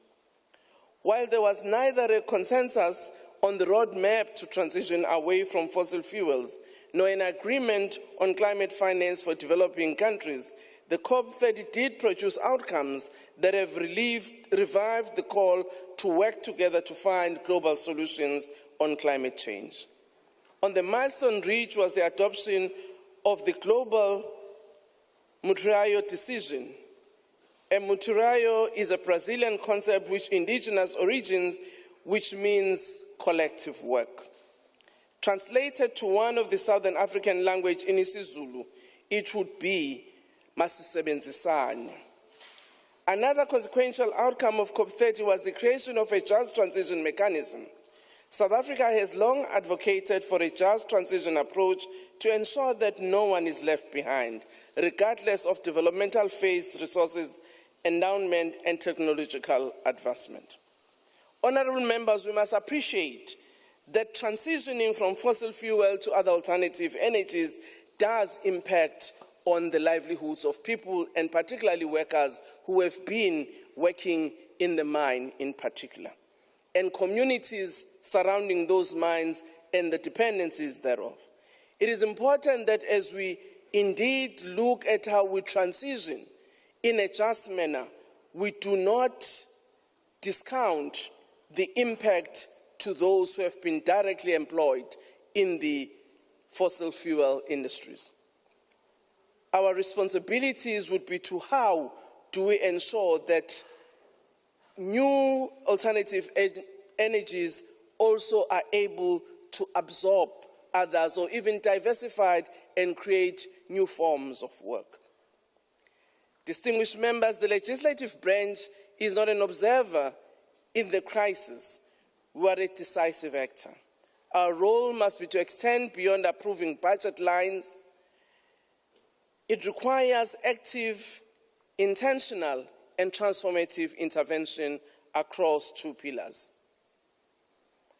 On mitigation, parliaments must ensure that national legislation aligns with international and regional commitments such as the COP's outcome, Paris Agreement, and the SADC climate change strategy. This means enacting laws that incentivize cleaner and renewable energy, mandating sustainable land use and water management practices. Crucially, we must introduce and monitor climate change acts that establish clear national targets, institutional responsibilities, and accountable mechanisms. Chairperson, as we do this, it is important also to look at how we adapt in the present and ensure that the mechanisms we develop manages to assist us to actually move beyond the present in a better way. I hope that this symposium we will have and the subsequent discussion of the Assembly will enable us as the members of the region to find better ways that we can actually put into action and mitigate the impact of climate change. I thank you. Allow me to introduce our guest of honor, Deputy President Paul Mashatile, who is the Deputy President of our country, a seasoned politician, an activist in his own right from an early age, but also who has been in the trenches even in post-apartheid South Africa. Deputy President Mashatile has served in the provincial executive as member of the Executive Council in Housing. He also became the Premier of the province of Gauteng. Deputy President Mashatile became the Minister in government where he served as a Minister of Arts and Culture and is now the Deputy President of our country, championing, among others, issues of SANAC, which relates to issues of HIV and AIDS, but also who leads the interministerial committees on land and agriculture, the interministerial committee that looks at issues of water, but also he is the leader of government business, whom as Parliament we work together to ensure that there is coordination between the work of the executive and that of Parliament. Deputy President Mashatile.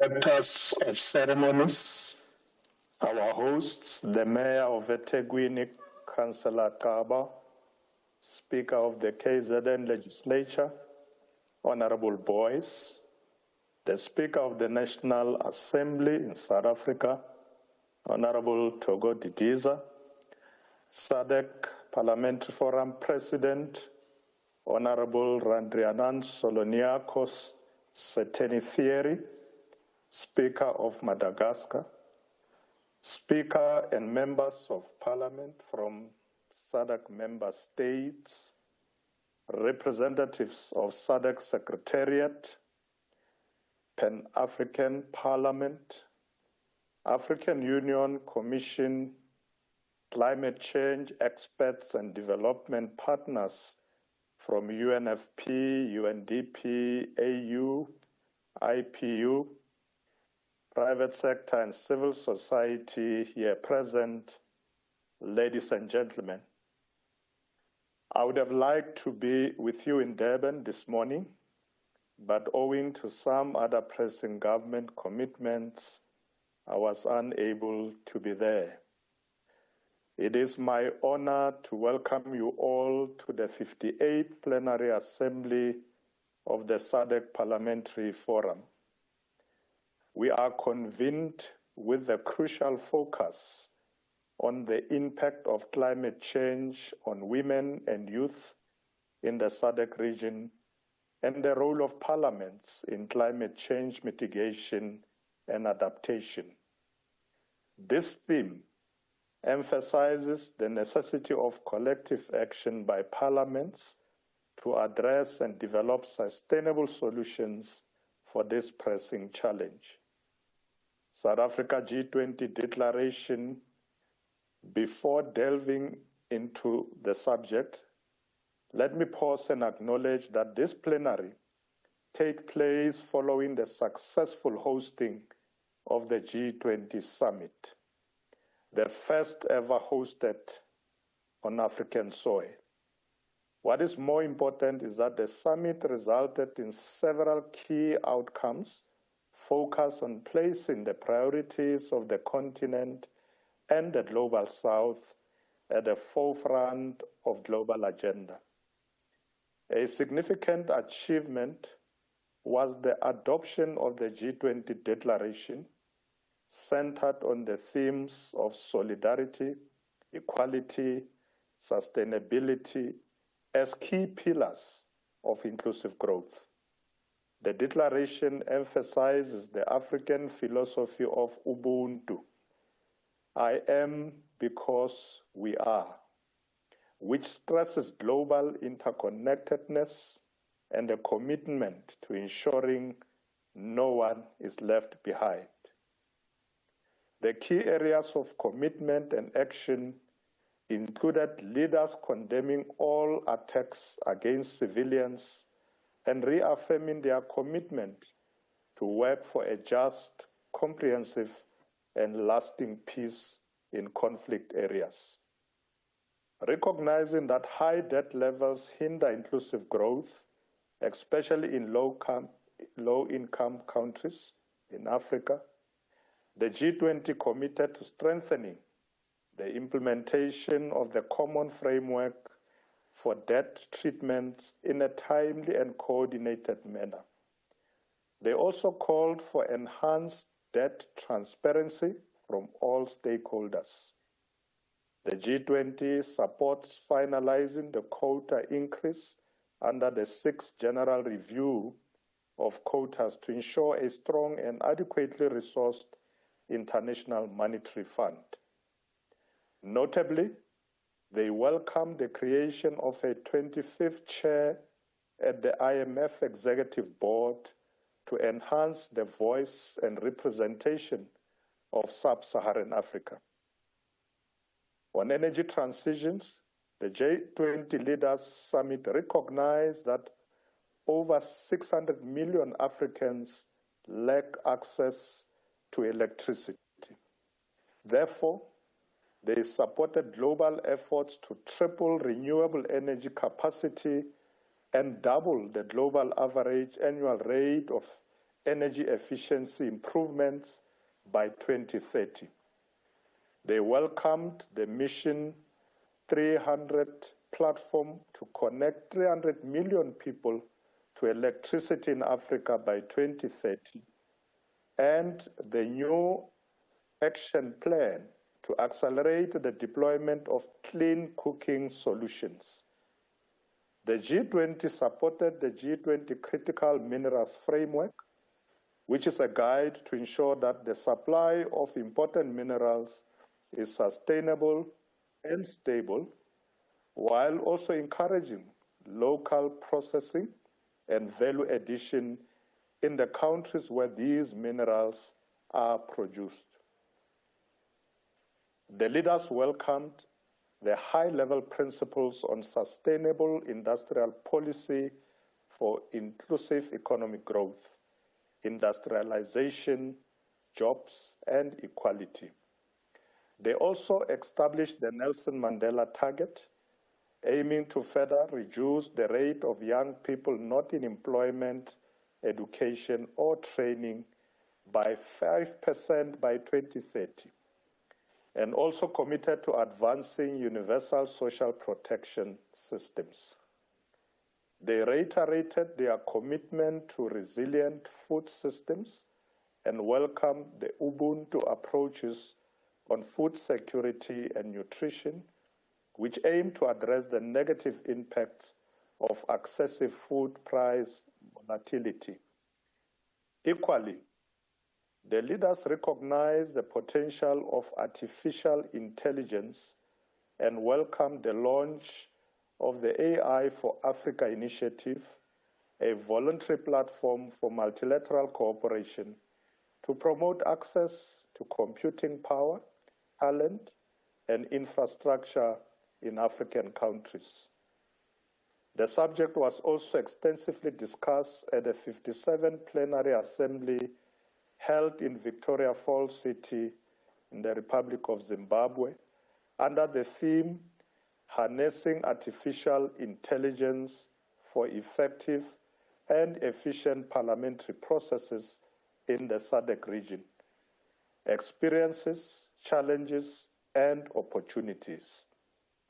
The key outcomes in this regard included a call to share experiences and best practices, the recognition of challenges like data security and over-reliance on foreign AI, and the identification of opportunities to improve efficiency and transparency through AI tools.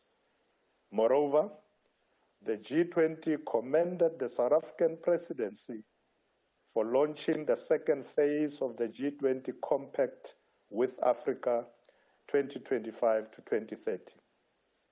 The leaders welcomed the African Union as a full member of the G20 and called for a transformative reform of the UN Security Council to make it more representative and inclusive, specifically improving the representation of Africa, Asia Pacific, and Latin America and the Caribbean.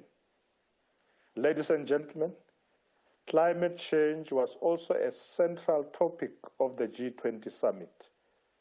The topic was integrated into several working groups and culminated in specific commitments in the leaders' declaration. The leaders acknowledged the increasing frequency and intensity of disasters and welcomed the G20 voluntary high-level principles for investing in disaster risk reduction. They also reiterated the urgent need for universal coverage of early warning systems, particularly in Africa by 2027. They reaffirmed their commitment to the Paris Agreement goal of limiting global average temperature increase to 1.5 degrees Celsius and stressed the importance of national just transition pathways to achieve climate action alongside poverty eradication.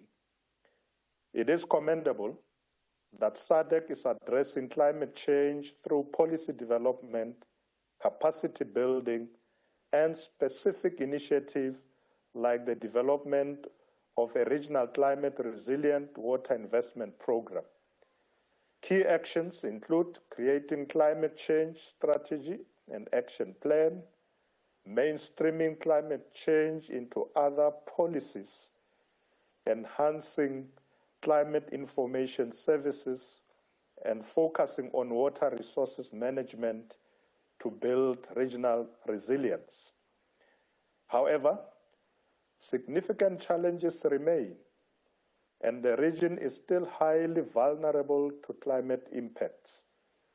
Climate change disproportionately affects women and young people, increasing their work burdens, escalating health risks, and heightening the changes of gender-based violence and exploitation. It poses a significant threat multiplier, exacerbating existing socio-economic vulnerabilities. In parallel, climate change impacts such as persistent droughts, extreme weather events, including floods and cyclones, land degradation, and shifting rainfall patterns profoundly undermine sustainable development in SADC, particularly affecting women and youth. It is imperative to acknowledge that women are disproportionately affected due to their central roles in household welfare and their dependence on climate-sensitive natural resources.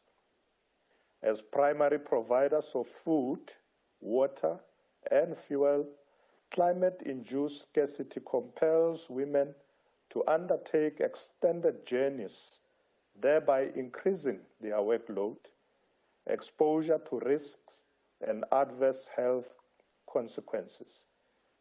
Women are highly reliant on rain-fed agriculture. Fluctuating crop yields, the loss of livelihood, exacerbate food insecurity and poverty within female-headed households. Furthermore, women often lack economic, political, and legal power, including land rights, which restrict their resilience and capacity for adaptation. During periods of crisis, they have limited access to relief and decision-making processes. Additionally, youth and adolescent girls, along with young people in general, are frequently associated with disrupted education and heightened vulnerability. Consequently, climate-related hazards such as floods and droughts can cause damage to schools' infrastructure or compel households to withdraw children, particularly girls, from schools to support subsistence and income-generating activities. This situation exacerbates the vulnerability of girls, leading to a significant rise in school dropouts among adolescent girls.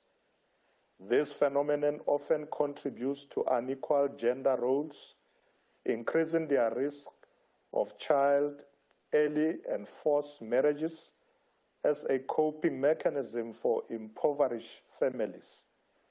Furthermore, it exposes them to physical and sexual abuse. Therefore, the combination of limited opportunities and climate shocks can restrict livelihood prospects for young people, particularly in rural areas. Consequently, they may resort to increased internal or regional migration to urban slums in pursuit of survival. In response to climate change mitigation and adaptation, the SADC parliaments hold a vital mandate and play a multifaceted role in promoting effective and equitable climate action. This is accomplished through their functions related to legislation, oversight, and representation. Immediately, we must enact and strengthen our policies to align with regional agreements such as the SADC Protocol on Gender and Development, SADC Climate Change Strategy, and international climate agreements such as the Paris Agreements and the United Nations Framework Convention on Climate Change. We must also promote gender-sensitive policies by introducing legislation that ensures a just and equitable approach and mandates the mainstreaming of gender consideration in all climate policies.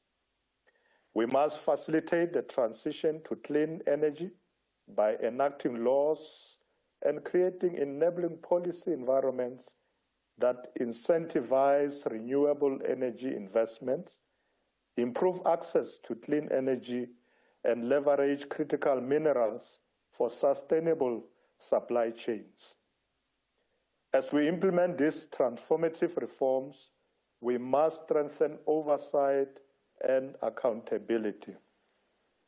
This work will entail parliaments holding governments accountable for their performance in implementing domestic climate laws, regional commitments, and international obligations. To effectively address climate change, it is imperative that we allocate sufficient resources to climate change mitigation and adaptation. Programs, particularly those that focus on vulnerable groups. The success of this initiative hinges on investment in robust monitoring and evaluation capacities, particularly in monitoring the impacts of climate-related programs.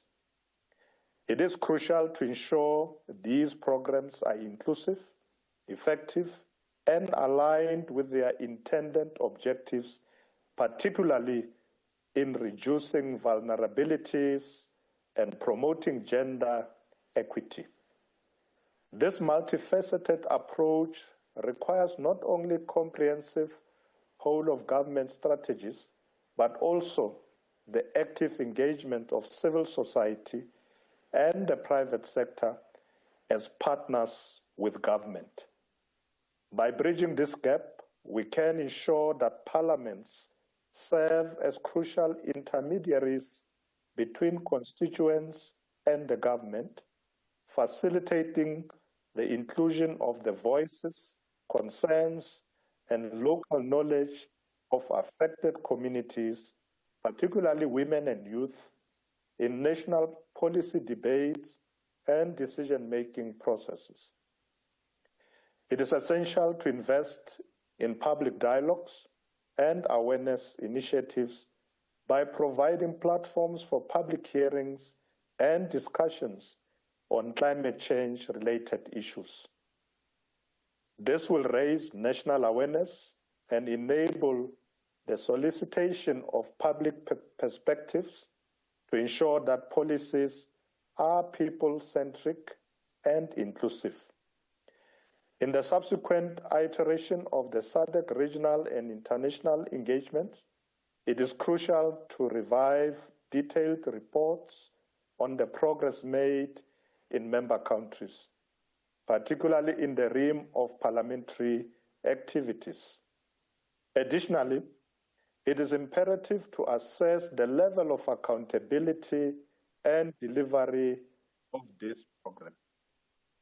Ladies and gentlemen, let me conclude by reiterating that parliaments play a crucial role in shaping policies and implementing measures to mitigate and adapt to climate change. We have the power to enact legislation that promotes sustainable practices, invest in renewable energy sources, and support communities most affected by environmental changes. In South Africa, President Cyril Ramaphosa signed the Climate Change Bill into law in 2024, which outlines a national climate change response, including mitigation and adaptation measures, as well as South Africa's fair contribution to the global climate change response. The law also sets out to enhance South Africa's ability and capacity over time to reduce greenhouse gas emissions and build climate resilience while reducing the risk of job losses and promoting opportunities emerging in the green economy. South Africa's Parliament has also made a clear commitment to clean governance and fight corruption as core principles. It is imperative that we work together to ensure that our laws and policies reflect the urgent need to address our challenges, including climate change and its disproportionate impact on women and youth. As leaders in our communities, let us commit ourselves to meaningful and impactful action to address the impact of climate change on women and youth in the SADC region. Together, we can make a difference and ensure that our region thrives in the face of environmental challenges. Ladies and gentlemen, I thank you.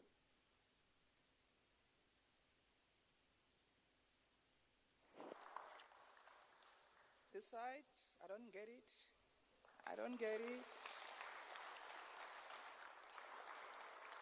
No, thank you very much. You know, this group, this side is very progressive. This side. Even the dance I saw this side, it was... No, thank you very much, His Excellency, the President, the acting President, Deputy President of South Africa, for the warm word and sharing with us the resolution of the G20, and also our host speaker, Honorable Chokodi Diza. We are very blessed to have you leading us in our country. And indeed, the Deputy President is correct. Only Parliament and legislatures can shape how our community should live. Don't ever undermine your role as a member of Parliament or as a member of the legislature. You are playing a very, very prominent role in your community. Once more, let me call the Speaker of the 59th Plenary Assembly Session. They didn't give me a name. Maybe they wanted to be a surprise, to do a vote of thanks to all of us. Oh, I'm told he's the Speaker of Seychelles. I was disadvantaged earlier. Thank you very much, Speaker. Thank you.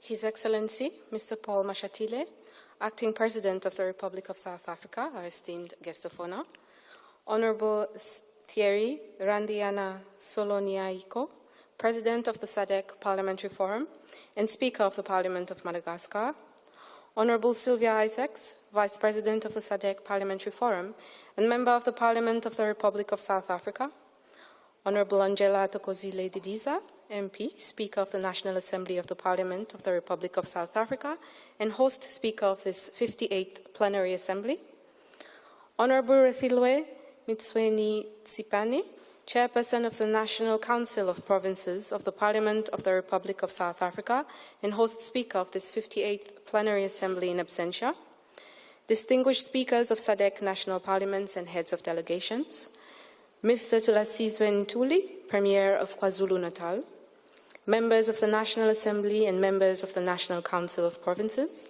speakers of the South African legislative sector, Honorable Notembeko Boyce, Speaker of the KwaZulu-Natal Legislature, Councillor Cyril Zappa, Executive Mayor of the eThekwini Municipality, Her Excellency Ms. Boemo Sekoma, Secretary General of the SADC Parliamentary Forum, Senator Dr. Linda Lorraine Zumalo, Interim Chairperson of the Regional Women's Parliamentary Caucus and the National Women's Parliamentary Caucus of Eswatini, Honourable Members of Parliament from SADC National Parliaments, Ms. Princess Mojapelo, Representative of the Southern Africa Youth Parliament, members of the Diplomatic Corps, delegates and observers, ladies and gentlemen. It is my profound honour to stand before you as the Speaker of the National Assembly of Seychelles and incoming host of the 59th SADC Parliamentary Forum Plenary Assembly to deliver the vote of thanks on this auspicious occasion. Today's gathering has been nothing short of inspiring. We have come together as a family of nations, united by purpose and friendship, to mark the official opening of the 58th Plenary Assembly of SADC-PF, convened under the theme, The Impact of Climate Change on Women and Youth in the SADC region and the Role of Parliaments in Climate Change Mitigation and Adaptation. This theme is not just a slogan, it is a clarion call to action, and the resonance of that call has been felt powerfully here this morning. On behalf of every delegate present, I extend our deepest gratitude to Your Excellency, Acting President of the Republic of South Africa, Mr. Paul Mashatile. Thank you, sir, for gracing us and for your insightful official opening address. In your dual capacity as President of our host nation and as the interim chairperson of SADC, your presence signifies the highest level of political support for our forum's mission. We are profoundly grateful that despite your many responsibilities, you chose to stand in solidarity with the SADC Parliamentary Forum today. Your Excellency, your words have energized us. You have reaffirmed our conviction that strong leadership coupled with parliamentary action is essential to confront the challenges of climate change. We are inspired by your commitment to sustainable development and regional unity, and we thank you for the encouragement and wisdom you have shared. Allow me to also sincerely thank the Parliament of the Republic of South Africa through Honorable Didiza, our wonderful host. Under your exemplary leadership, with the support of the Secretary to Parliament and working in concert with the KwaZulu-Natal Provincial Legislature and the eThekwini Municipality, you have ensured that we feel truly welcomed. The excellent arrangements and warm hospitality here in eThekwini have provided the perfect atmosphere for us to engage as one SADC family. From the moment we arrived in this beautiful city, we have been received with open arms. The gracious welcome by the Honorable Premier of KwaZulu-Natal and the Mayor of eThekwini, and the hospitality of the people of this province have made us feel at home. Thank you, colleagues, for hosting the 58th Plenary Assembly with such care and splendor. I wish to acknowledge and thank all the distinguished dignitaries and speakers who have enriched this opening ceremony with their presence and remarks. Our gratitude goes to the Honorable SADC-PF President, Honorable Thierry, Speaker of the Parliament of Madagascar, for his leadership and guidance to our forum. We also thank Her Excellency Boimo Sekoma, the SADC-PF Secretary General, and her entire Secretariat team for the tireless efforts behind the scenes in coordinating this plenary assembly session. Special appreciation goes to the representatives who spoke on behalf of our youth and women in the region, the Southern Africa Youth Parliament representative and the Regional Women's Parliamentary Caucus representative for their insightful reflections. Their voices, full of passion and hope, reminded us why the theme of this plenary remains so vital. Indeed, when the youth and women of our region speak, they speak to the very core of our agenda, urging us to create a better future. To all speakers, members, clerks or secretaries general and staff of national parliaments from the SADC member states, thank you for your active participation and the unity you have displayed by being here. Your presence sends a powerful message that we stand together as a region.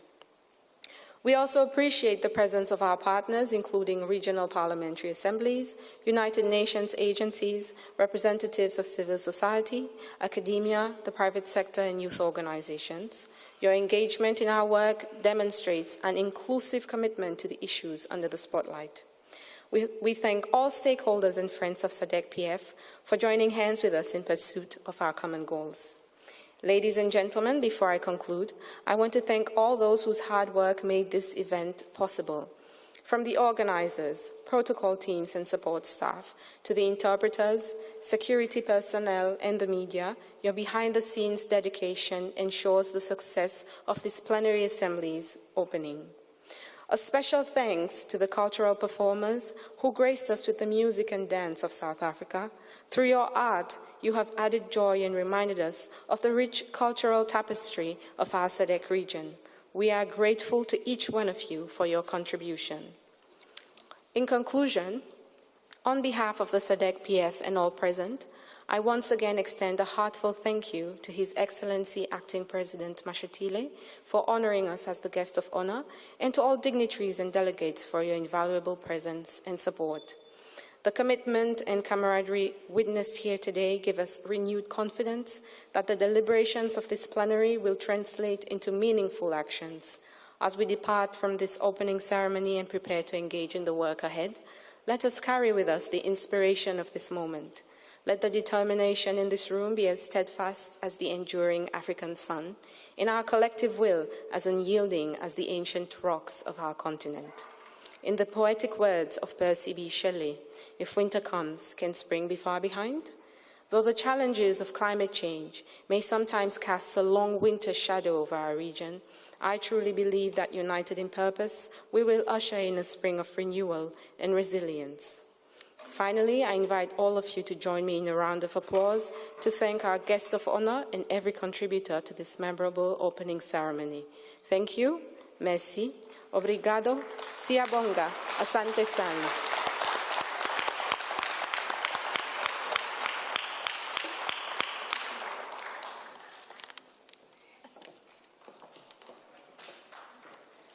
Obrigado. I've learned a word today. No, thank you very much, Speaker, for thanking all of us. We appreciate all the things. We are heading toward the end of our program. We are doing very well with regard to time. We are flexing nicely. Before I make announcement, I want to thank also myself for being a good program propeller.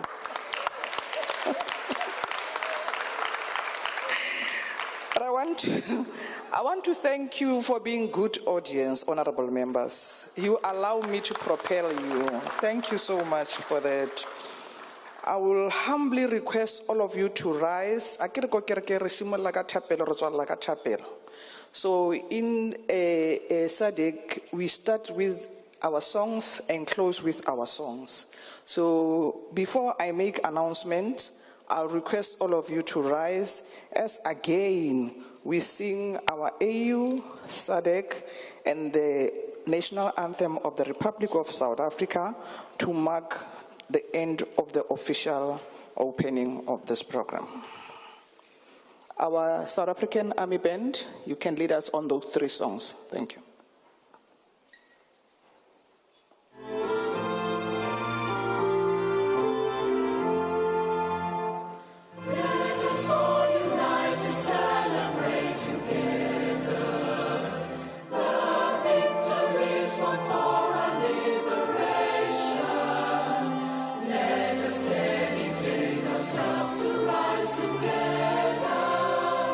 To defend our liberty.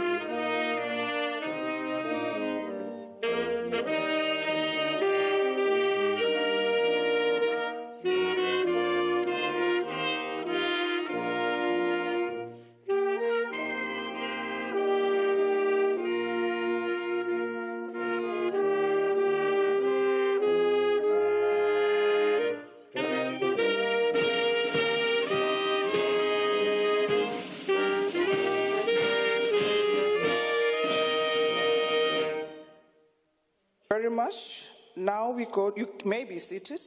Now we go to announcement. I'm requested to inform you that dinner will be at 6 p.m., the same venue, same transport arrangement that you took coming here. And from here, group photo, 2 pictures will be taken. The first one, Speaker of Parliament and Head of Delegate of SADC Parliament. That's the first picture. The second picture, Speakers of Parliament and Head of Delegate joined by Speakers of South African Provincial Legislatures, Borunaso, plus SADC, SG, and STP. The rest of the delegates may proceed to lunch. Immediately afterward, the Speaker of the National Assembly of South African Parliament will continue with the media houses. Ladies and gentlemen, this marks the end of the official program of the opening of this seminar. I thank you. We will allow our front table. Officials, can you assist us to direct where the picture will be taken so that, it will be taken here. All right. The rest are in Huja Dijotsa Motsekhari. Let's go for lunch.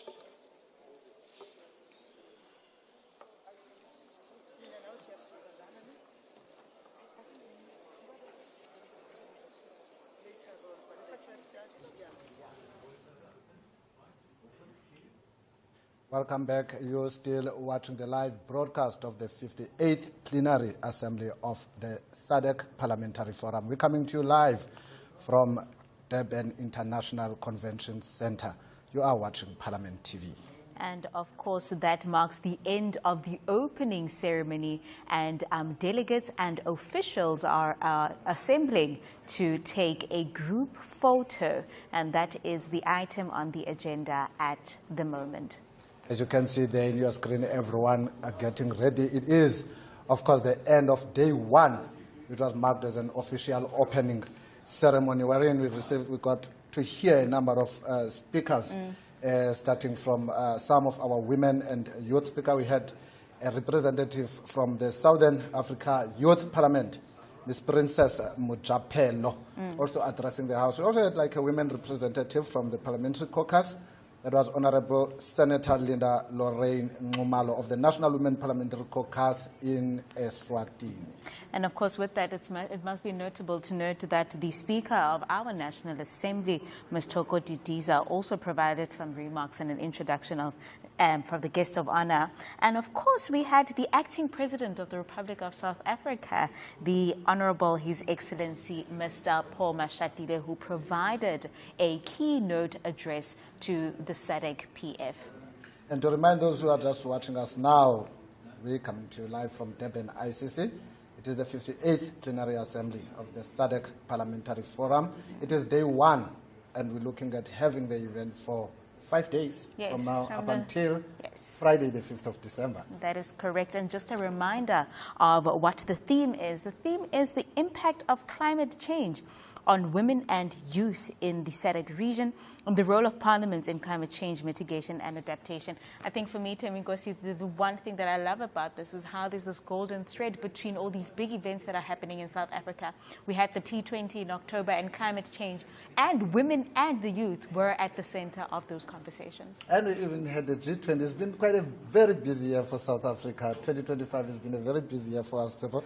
But just to share some of the core program highlights that would have come out from this session, it was a high-level plenary session on climate mitigation, adaptation, and the socio-economic fallout for agriculture, water, energy, and livelihoods, and also the presentations. So a number of presentations on progress, challenges, and emerging priorities in climate across the SADC region. And of course, the Deputy President of South Africa, Mr. Paul Mashatile, delivering that keynote address, set the operational tempo for the discussions and engagements that are going to be happening throughout the week. And of course, he emphasized that climate change has become a direct threat to stability, development, and human security across the SADC. He called for parliaments to transform from policy aspiration to policy execution, which is a conversation that we often have here on Parliament TV regarding ensuring that there's a relationship between policy and execution, that people feel the impact of what is being spoken about within these engagements on the ground. Now, the Deputy President also emphasized that the legislative and oversight mandates of the SADC-PF and the parliaments at large are key levers in building climate-resilient societies. Now, as you might know, we are in the KZN, and this is one of the provinces that are highly impacted by climate change. Adversely impacted, of course, and of course, such engagements and with so many regional leaders and leaders of different parliaments ensures that the very people that you put in Parliament have your interests at heart and ensure that such things such as disaster management are put on the map and addressed. And we're hoping that all the decisions that will be taken during this plenary assembly will impact not just only in Durban, South Africa, but in the entire SADC region. For those who have just joined us, you can contribute at Parliament of RSA on all our social media platforms. For now, please stay tuned to Parliament TV.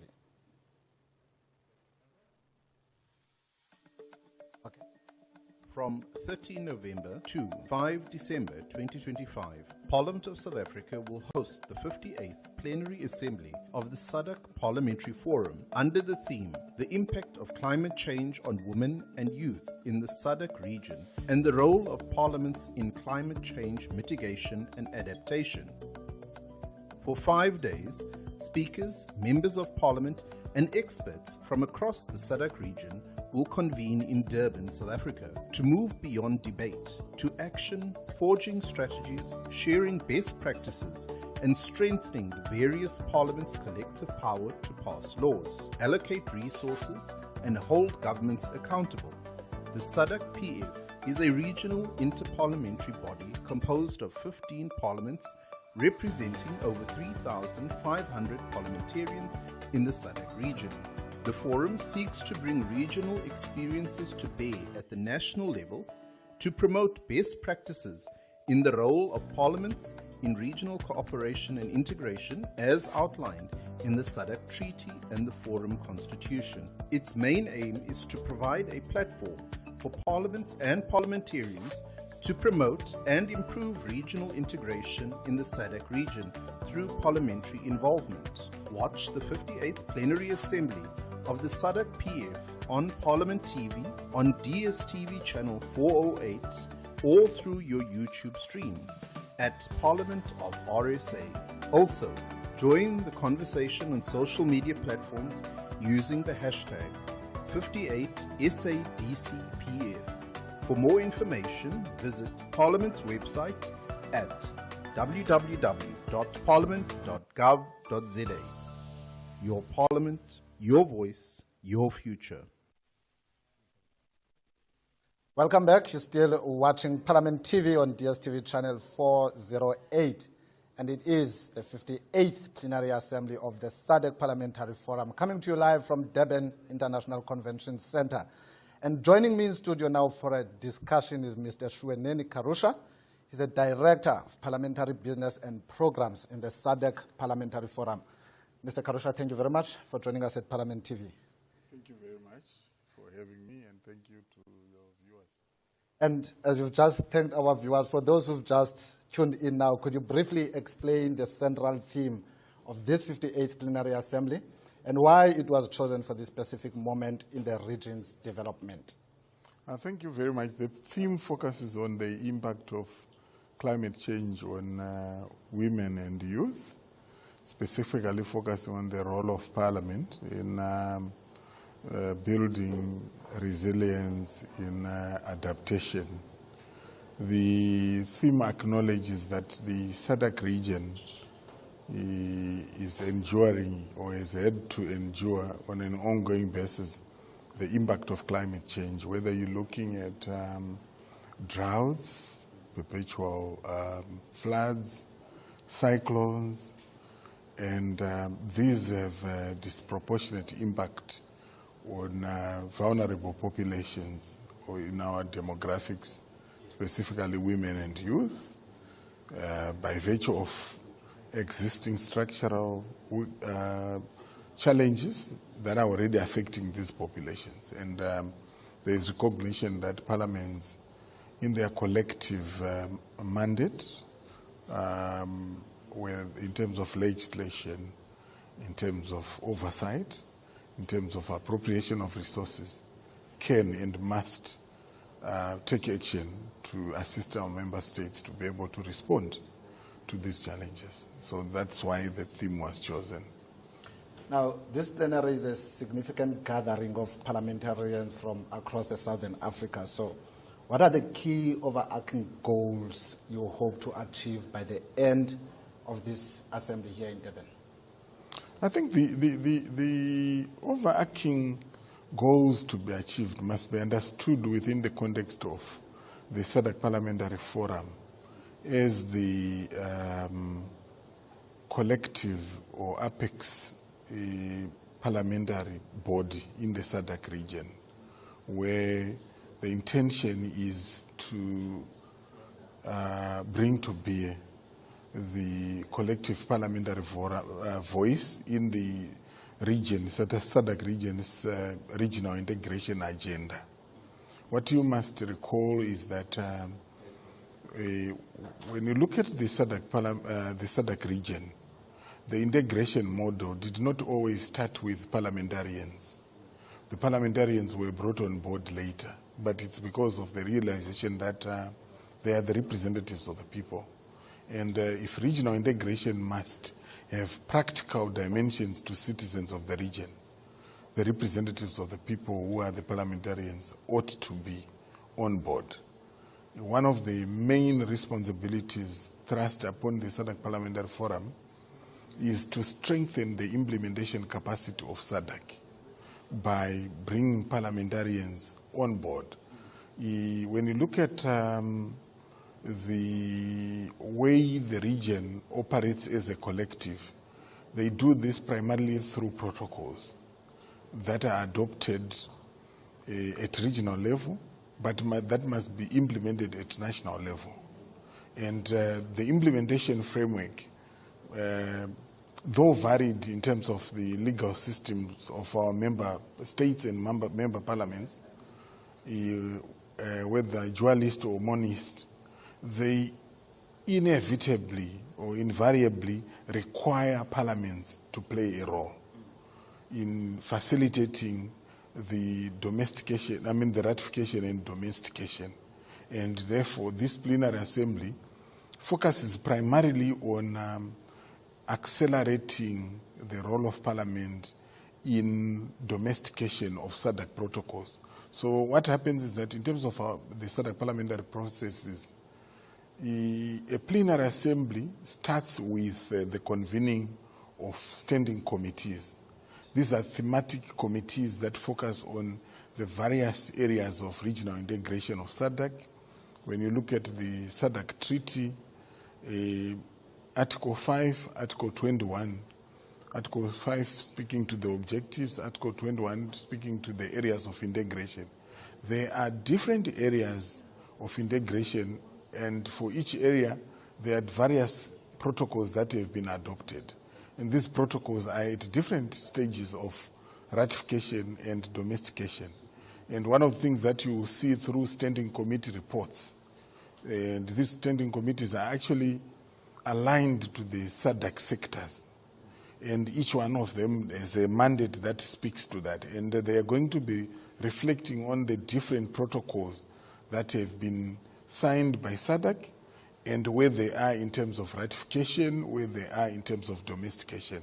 So at the end of the day, when we conclude the sitting of the plenary assembly, we would have looked at where we are across the different thematic areas in terms of the progress on the domestication of the SADC protocols.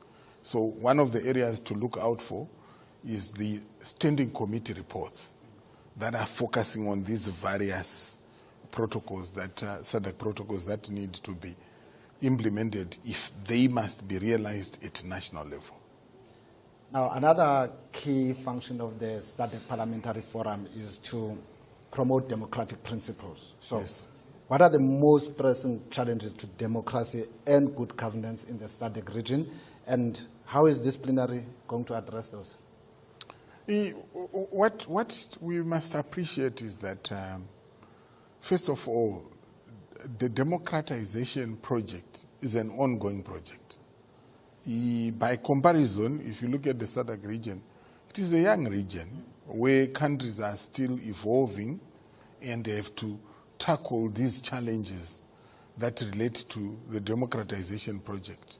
Sometimes there is debate around whether we are in democratic consolidation stage or we are in the infancy, the early years, where we are also grappling with some of the challenges that relate to democracy. And while that is happening, there are also emerging issues that have further complicated the challenges that the region must confront to be able to democratize and respond to the challenges that are there.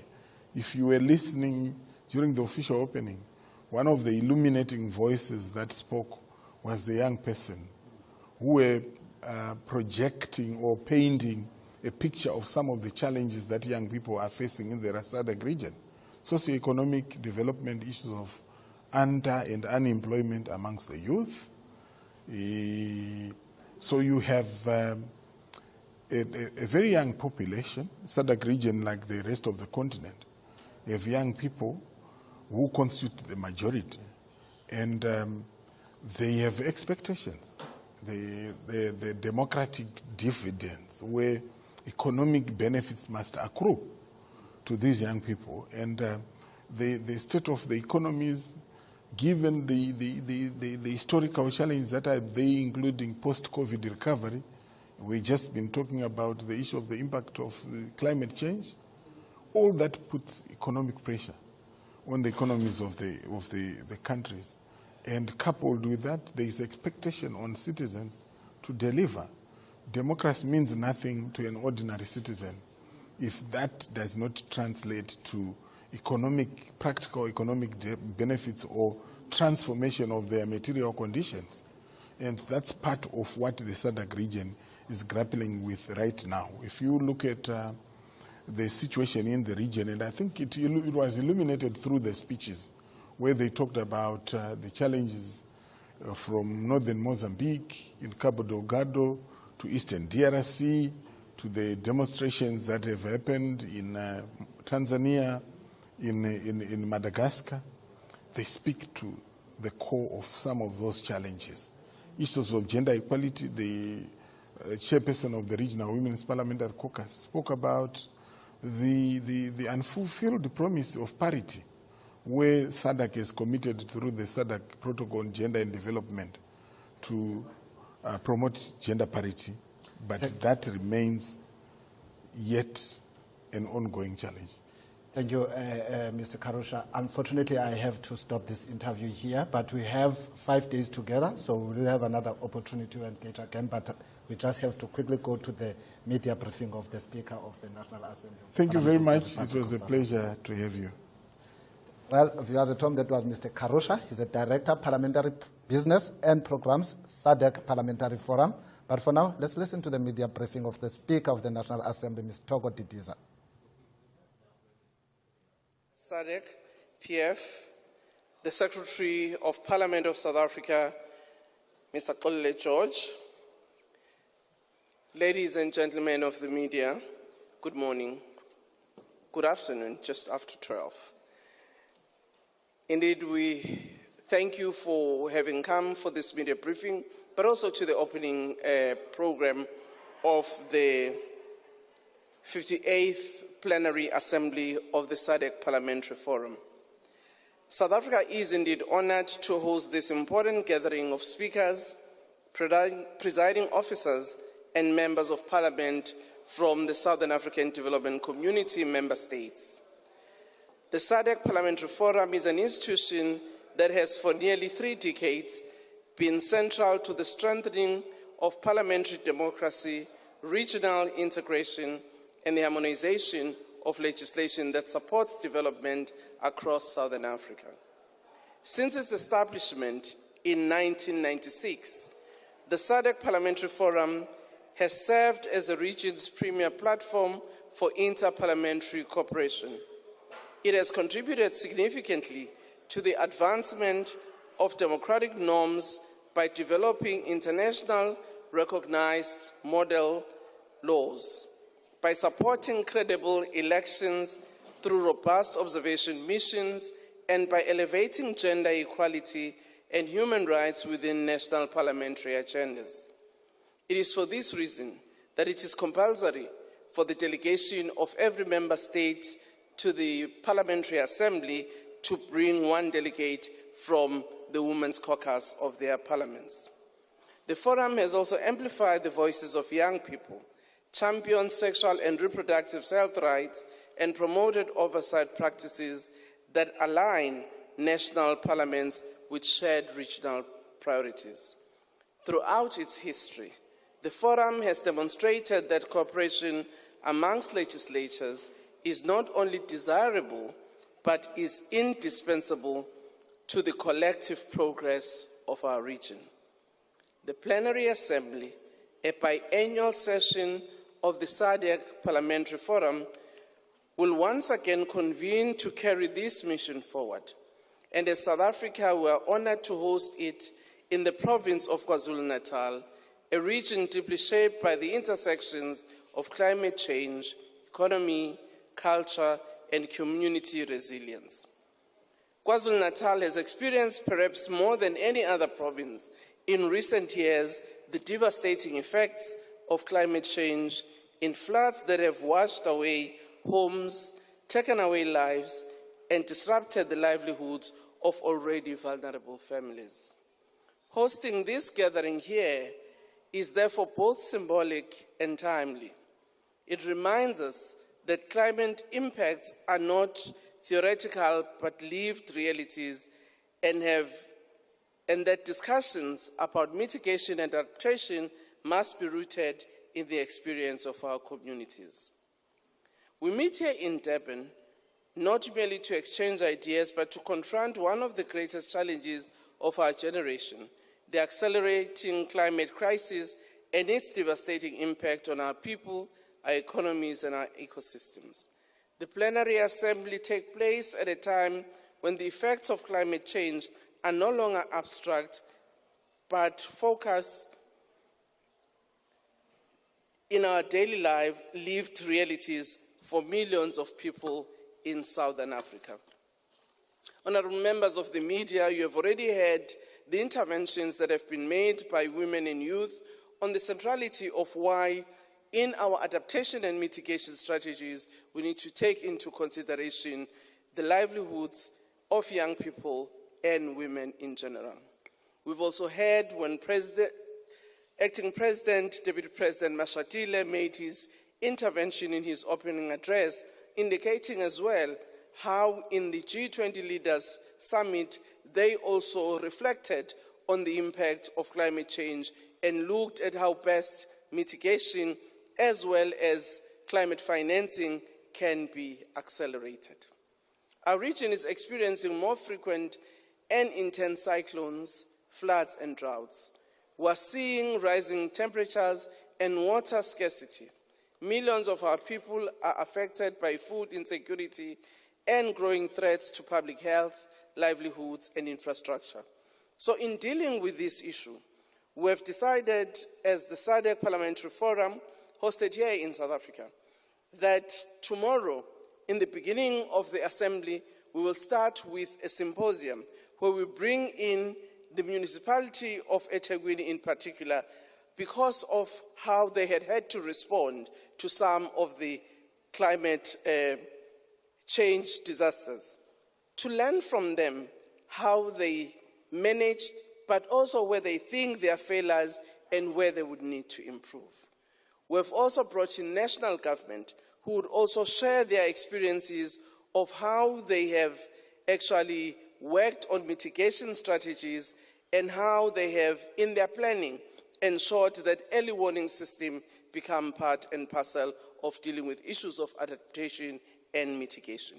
We have also brought in academia and other experts on climate change who would also share with us what their thoughts are and what they think could be done in dealing with these climate shocks that our region is experiencing.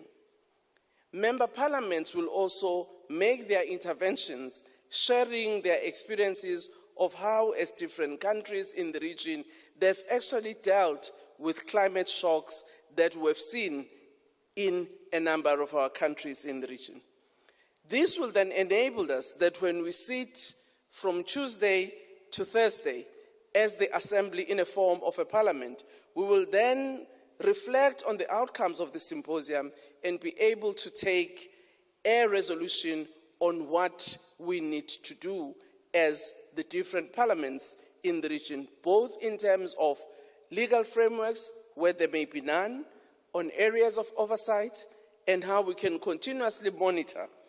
And lastly, ensure that we increase public awareness and give necessary information to communities on how they can actually deal with the shocks of climate change as they impact each and every community.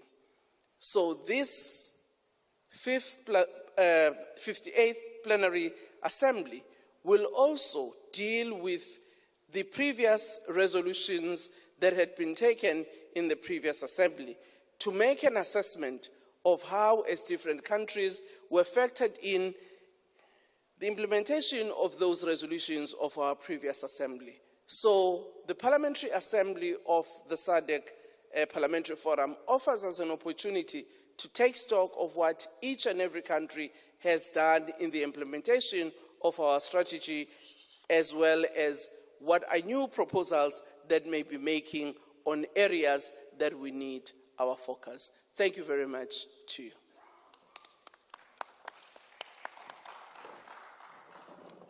Thank you very much, Honorable Speaker, the host speaker of the SADC Summit, for those opening remarks. Can we now have the hands from the floor, from members of the media, if there's any questions of clarification? Yes, you can. I think there's a mic, roving mic there, behind you. Just mention your name and your media house. Okay, thanks very much. My name is Kalesa Kempeza from SAPC. And speakers also mentioned that climate change have a negative impact, especially on women and youth. My question is, taking into consideration the fact that African countries, especially, don't have financial muscles. So, how are you going to make sure that you implement this resolution that will be taken here effectively, as you are lacking financial resources to make sure that young people also empower themselves, and also rural women?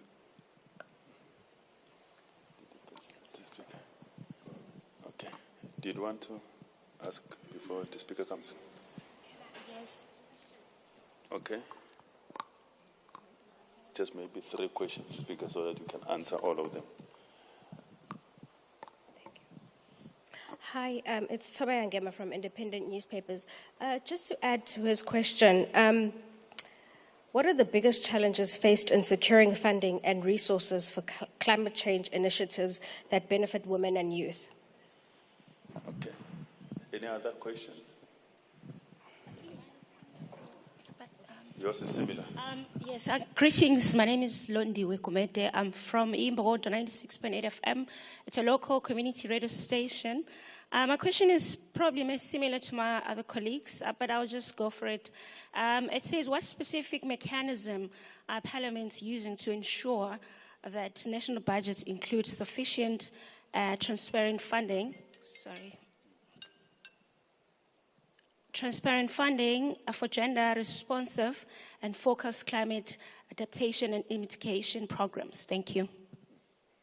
I think somebody saw you on TV and then wanted to make sure that it is you speaking. They called you immediately. Okay, the fourth one. Okay, good afternoon. My name is Archie from Umlazi FM, Ifigilinas. I'm more concerned about the youth, and my question is, how can SADC parliaments ensure that the voice of young people are represented in climate change discussions? Yeah. Hello, my name is Nomhle Ngubane from the SABC. How does there are countries who are in denial that climate change exists. How does that impact the organization from organizing the rest of the countries to rally behind the idea that climate change does actually exist when there's a superpower that denies that it does exist at all? Okay, that was the fifth hand. Okay, I think most of them, they have to do with the financing. Thank you very much. Let me start by saying, at least in the region, there is no denial about the reality of climate change and its impact. We have, in this region, experienced a lot of inclement weather, climate shocks, not only in South Africa. You've been seeing some of the flooding in Mozambique, the heat wave and droughts in South Africa and in other countries in the region, which are extremely more than what we might have been used to. But also we've seen how the normal climate as we used to know about the weather patterns are changing. You cannot say with certainty anymore that in the Highveld you would have summer rains. You can experience rains in the Highvelds now even in winter, which was commonly known in South Africa as more prevalent in the Western Cape. So none of us in the Southern African region doubt the reality of climate change.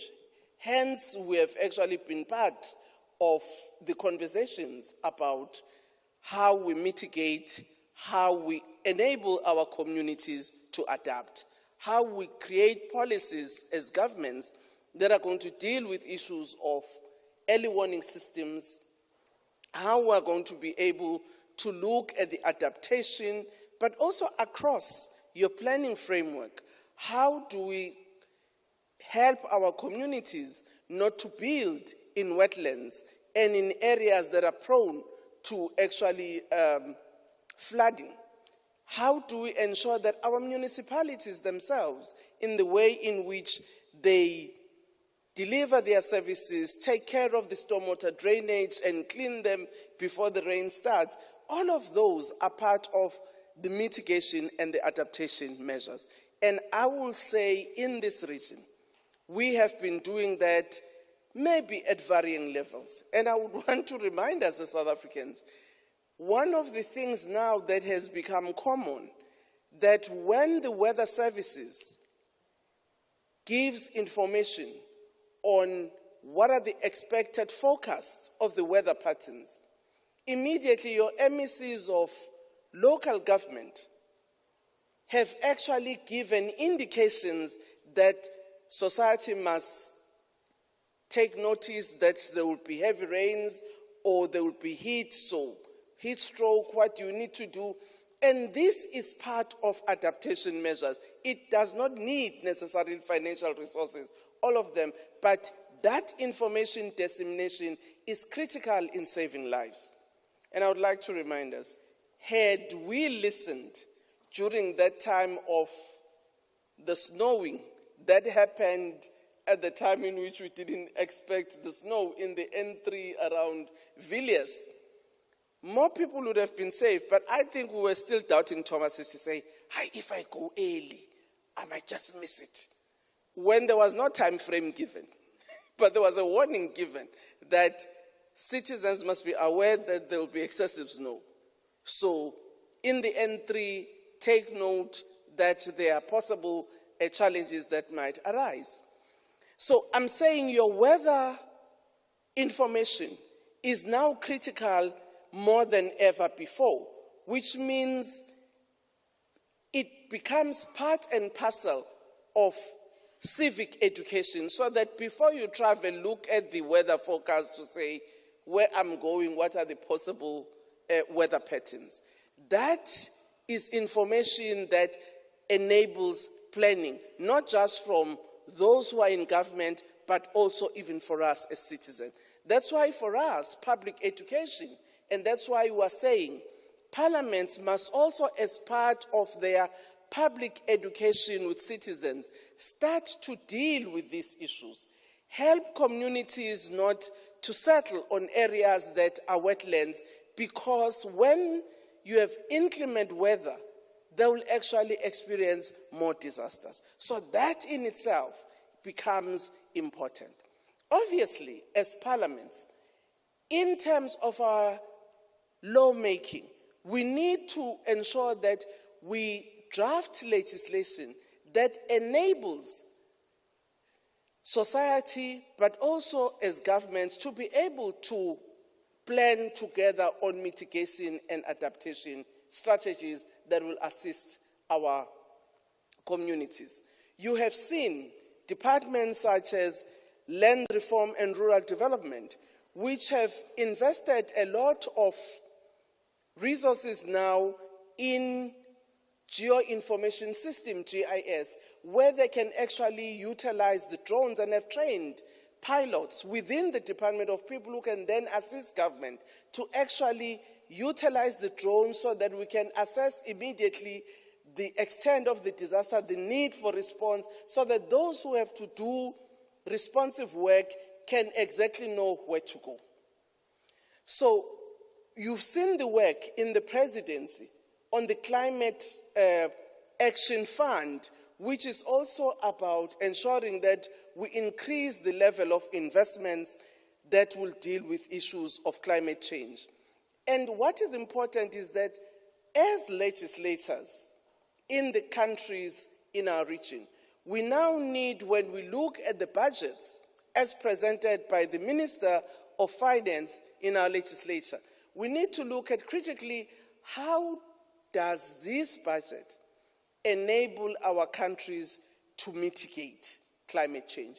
And it may not be only in the ministries of environment, because ministers of agriculture will also need assistance in research and development, so that in developing new crops that are drought resistant, they can be able to assist farmers so that they can withstand the extreme droughts or heat, like one of the work that Food and Agriculture Organization did with the Forum for Agricultural Research in Africa, where they developed a drought-resistant maize seed, which now farmers are using such that they can provide for food security even where there is such inclement weather.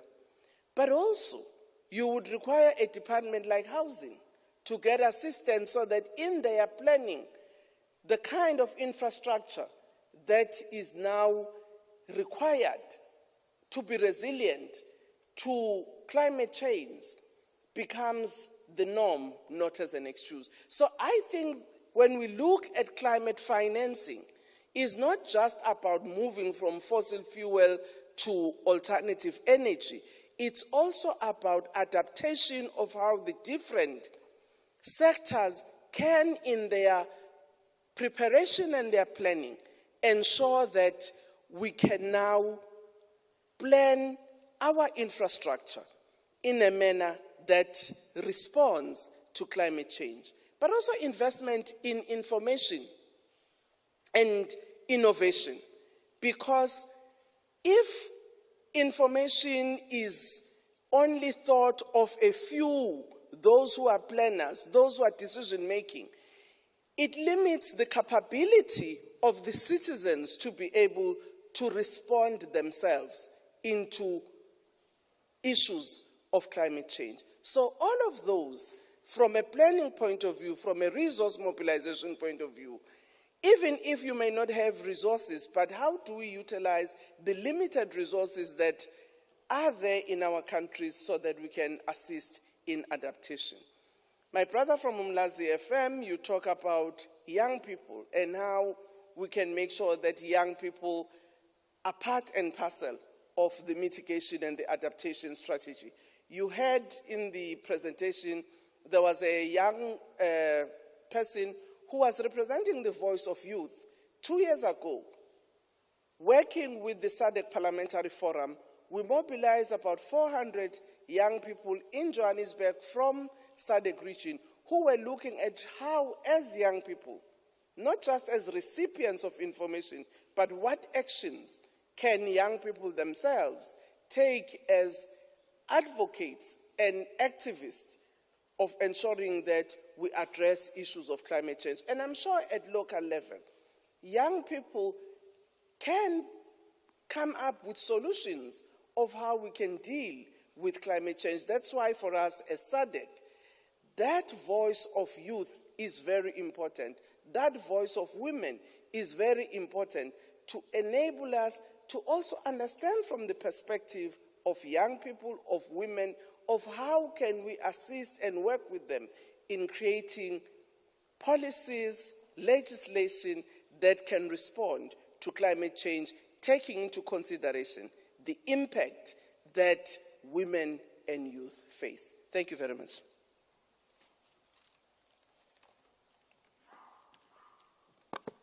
Thank you very much, Speaker. Are there any other questions? I think. Okay. Sorry? Can you get the mic there? Yo, siphinde sibonge ithuba bengithi ngisana umbuzo bengicela ukubuza ukuthi ngabe kuvumelekile ukuthi ngibuze ngesizulu. Yes. Yes, welcome.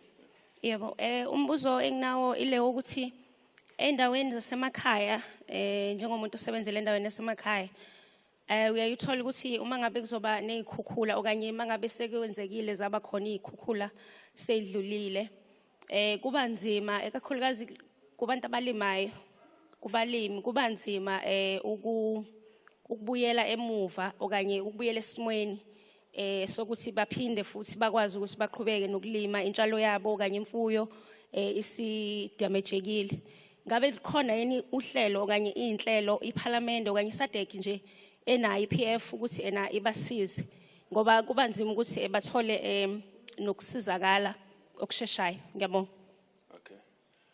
That was the first question, and I'm sure ufuna ukuthi speaker aphendule ngesizulu, ne? Okay. My question is for the Secretary General. How can SADC member states collaborate more effectively to tackle the regional challenges posed by climate change, especially for women and youth? Okay. Okay. I'm Kalukhis Milane from my World Global. I have a question regarding for those who reside or build their houses on the river banks. Some people, they say they build houses from the river banks because they have no land to build their houses. So the land that is available for them is along the river. So I want to know regarding that issue, how we're going to work around it. Thank you. Okay. Any other hand? I think we need to take all the hands because this will be the last round. Yes. Okay. So there's no further hand. Okay. Thank you very much. The speaker, I think let me start with the SG, and then the speaker will come and close with the responses. Thank you. No, thank you very much. Good afternoon. Thank you very much for these questions that hinge around climate. I think it takes us further to the objective that has been set by this plenary assembly, to really look at the practicalities around policy positions in country, resources that are there. And when we talk about financing or resources, we are not just looking at resources that one country can come up with. We're looking at policy positions that have been taken at the regional level around the World Bank's contribution and many other development partners, including looking at your own systems insofar as ministries are responding. If, for instance, there's a bridge that has been swept off, I think we need to start mapping and saying, was that fixed? And how much was the cost for that? If there's a response around safety nets, or where you are asking if SADC can assist where damages have been done or what the country does, already each government has strategies where they respond, be it to ensuring that there's food, ensuring that a school has a ceiling the next day, and many others. And at the center of all this, that which parliaments are focused on is to ensure that there's policy and therefore resources that go along with that responsiveness. Just to put it simply, at the SADC Parliamentary Forum level, we have set ourselves the green objective, basically of ensuring that organizations look at environmentally friendly options, even at the architectural level. Nowadays, when we start building, we are supposed to take into account the green policy. So we have parliaments coming together through a project which is funded by Sweden, implemented by the parliaments, including South Africa, where they've set a minimum carbon footprint, which aims to bring the contribution of the planet to ensuring that parliamentary initiatives are all geared towards progressively implementing. You've heard about the Paris Agreement of 2015, the climate change and improving nationally determined contributions. And this is where you're sitting at right now. But we are deliberate further, ensuring that we focus on women and girls of the vulnerable groups. So under the sexual reproductive health and rights programs, the forum is already convinced that without the contribution of parliaments to ensure that the rights of individuals impacted by climate are responded to adequately, we find that would not be going any far to ameliorate the impact of climate. And therefore, we have parliaments coming up with policy positions. Recently, Zimbabwe, Lesotho put on the floor of parliaments bills related to climate action, ensuring that this interface and the practical realities of the people in those countries is actually set in place. And you find that we have offshoots around clean energy. We have offshoots around infrastructure. We have offshoots around financing. We have offshoots around ensuring that there's research that can inform countries insofar as what it is that they are doing to influence the appropriation bill on when they pass budgets. So when parliaments come together, and this is a project they all have agreed to, the report in progress in that area. We are moving forward to track now the responsiveness, because often a policy position is so broad and you cannot find the texture of the intervention by parliament. For instance, if you are told that South Africa spent $20 billion on mitigation for climate, you need to look further and say, what did parliamentarians do to ensure that we arrive at that level of contribution? And that those are the governance indicators that the SADC-PF is implementing with parliaments, and this is the response that I would like to give to yourselves. We aggregate data, young people, old people, gender. We go further, LGBTQI communities, children on the streets, among others.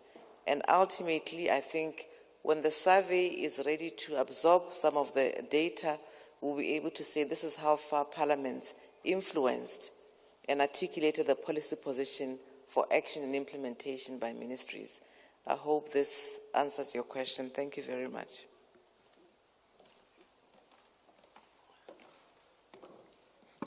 Thank you very much, Madam Speaker and Madam SG. Good afternoon, colleagues. I will just emphasize two aspects that relate to the twin response that our country, similar to others that we have adopted to deal with climate change. The first one is adaptation and mitigation. As we do now, since 2021, the President established what is called Climate Commission, a presidential climate commission. And that commission set about to look at various instruments that can assist what is called a just transition framework. So that when we do developments, infrastructural in particular, the mitigation dimension of planning, it looks at climate-proofed instruments for financing, development, whether it's private sector-led as well as public sector-led.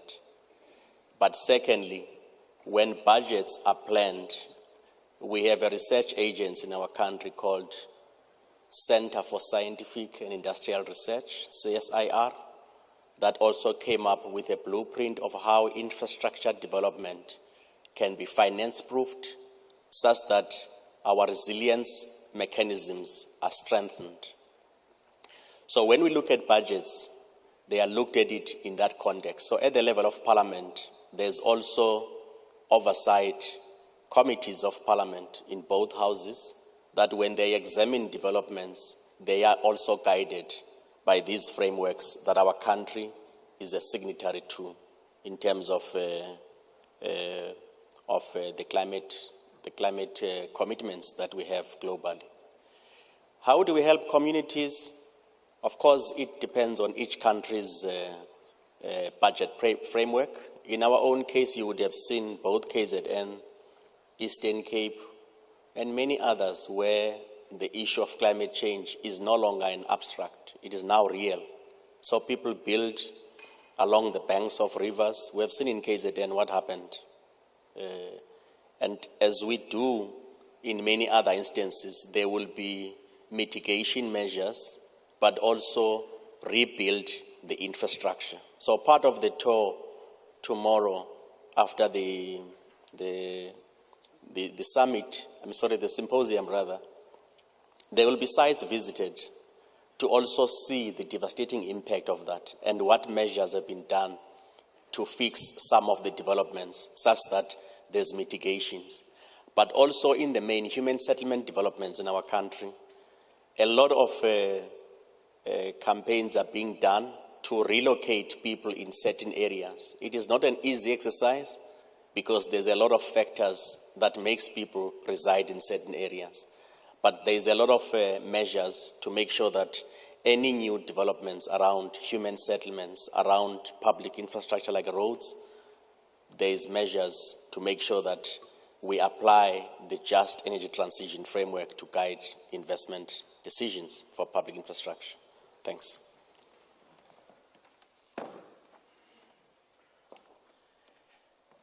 Ngibonge ke ngizophendula nombuzo nje wokugcina mhlambe nalona omunye obuzwa umfowethu ngesilungu mayelana nabantu abahlala eduze kwemfula. Singasho nje ukuthi ikakhulukazi njoba sihlangene namhlanje sikhuluma ngokubaleka kokuthi amalungu eParliament, izindlu zeshayamthetho mazisebenzisane nemiphakathi ukukhuluma ngokubonisana ukuthi senze njani ukubhekana nokuguquguquka kwesimo sezulu. Ikakhulukazi njoba sesibonile ukuthi manje sekuba khona imvula esezithi uma zina zenze umonakalo njengezikhukhula. Uthole futhi ukuthi kwesinye isikhathi sekuba nezomiso ezingajwayelekile. Ngisho ukuthini uma ngisho njalo? Uzothola ukuthi kwesinye isikhathi isomiso endaweni engacishe ngiyibeke njengaleli holo nje ukuthi uzothola ukuthi la sihleli khona estage line kakhulu kuthi la nihleli khona livele lingani nje insime eyodwa leyo yomlimi esekwenza ukuthi umsebenzi wokulima manje ube likhuni kubalimi yingakho onjingalwazi nabachwepheshe nalabo abasiza abalimisi ukuthi sisize manje imiphakathi ukuthi uma ngabe njengoba sesiphila esimeni sezulu esinje senze njani ke manje ukuthi sibhekane lesimo ukuze siqhubeke sibe nokudla uhulumeni ke ubambisana kanjani nemiphakathi kulezo zimo ezinjalo ngibalile ke ukuthi ezinye zezinto kuzofanele manje ukuthi abalimi bethu basebenzisane kakhulu nabalimisi nangokubheka ukuthi eindaweni abakuzo ngabe yiziphi ezinyo zezitshalo asebengazitshala manje ngingabiyela nje emuva ekutheni uma sibheka kudala abantu abalimi bakudala bebazi ukuthi yiziphi izimo ongazitshala ezimisene nezulu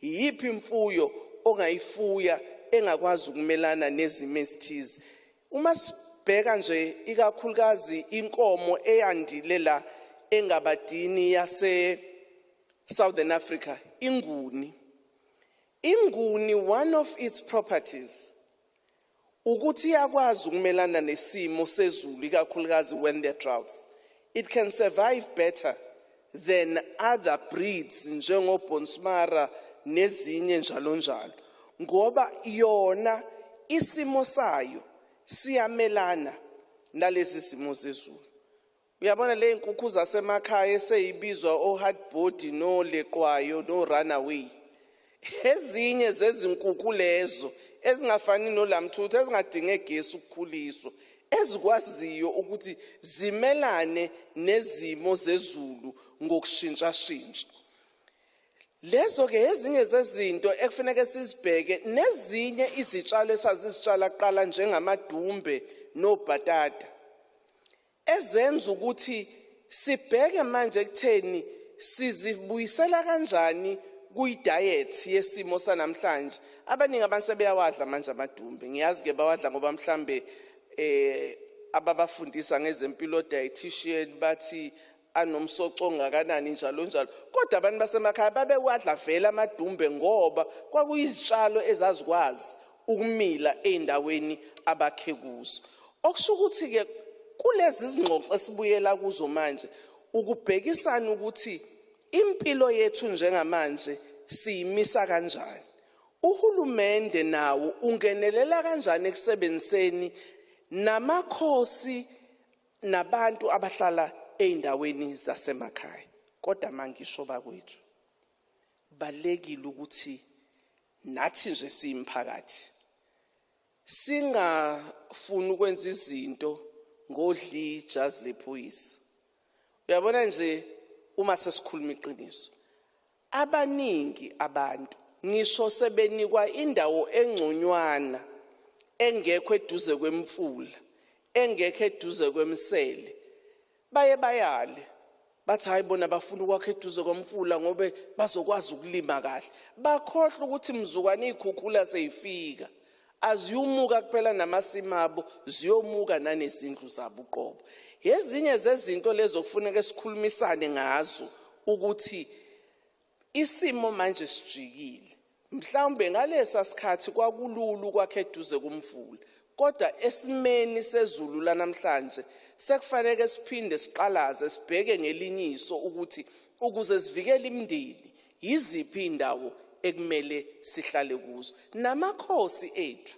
kufuneka sikhulumisane nawo yingakho uhulumeni waseNingizimu Afrika waqala lo mthetho esiubiza njenge-Special Land Use Management ispluma ngoba lokho bekusho kahle ukuthi siwuhulumeni ngokwezigaba ezihlukene kuhlangana namakhosi asithi uma sihleli indawo sibe nokuhleleleka okuzobheka izimo ezifana nalezi esikhuluma ngazo zokuguquguquka kwesimo sezulu ukuthi abantu sibahlela kanjani abantu senze njani ukuthi sibahlele noma sibabeke eindaweni zethu zasemakhaya bangabikho eindaweni ezisesimeni la uzothola khona ukuthi kune soil erosion umhlaba vele uyaguguleka baseduze kwemifula bakuma wetlands leyo nto yokuthi sibe ne land use management iyasiza ekutheni kube ezinye zezindlela esizobhekana ngayo nalesimo sokuguquguquka kwezulu okubaleke kakhulu ukuthi uhulumeni neparlament ngeke likwenze lokho lungasebenzisani nabahlali nezinhlangano zabahlali ukuze ukuthi lengxoxo kungabi ingxoxo nje ekhulunywa lephezulu kube ingxoxo nemiphakathi aqala manje ukuthi ayixoxe ukuthi ukushintsha kwesimo sezulu kusho ukuthi masenzeni thina njengabahlali ekuhlaleni. Ngiyabonga.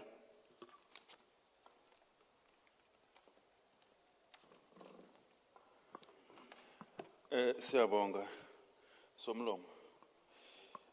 Kakhulu.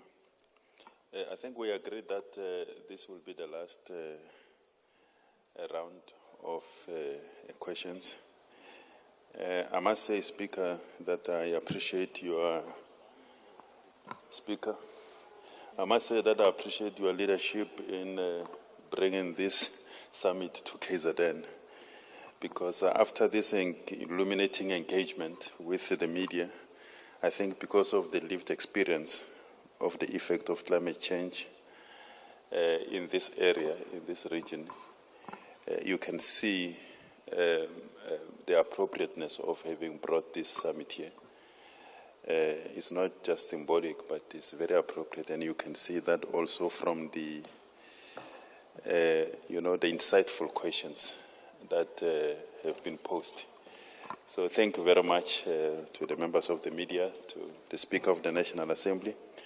Thank you very much to the Secretary to Parliament, to the Secretary General of the SADC Parliamentary Forum for this engagement. Just to say that there is lunch next door, so you remain the guest of Parliament. We don't want you to leave hungry.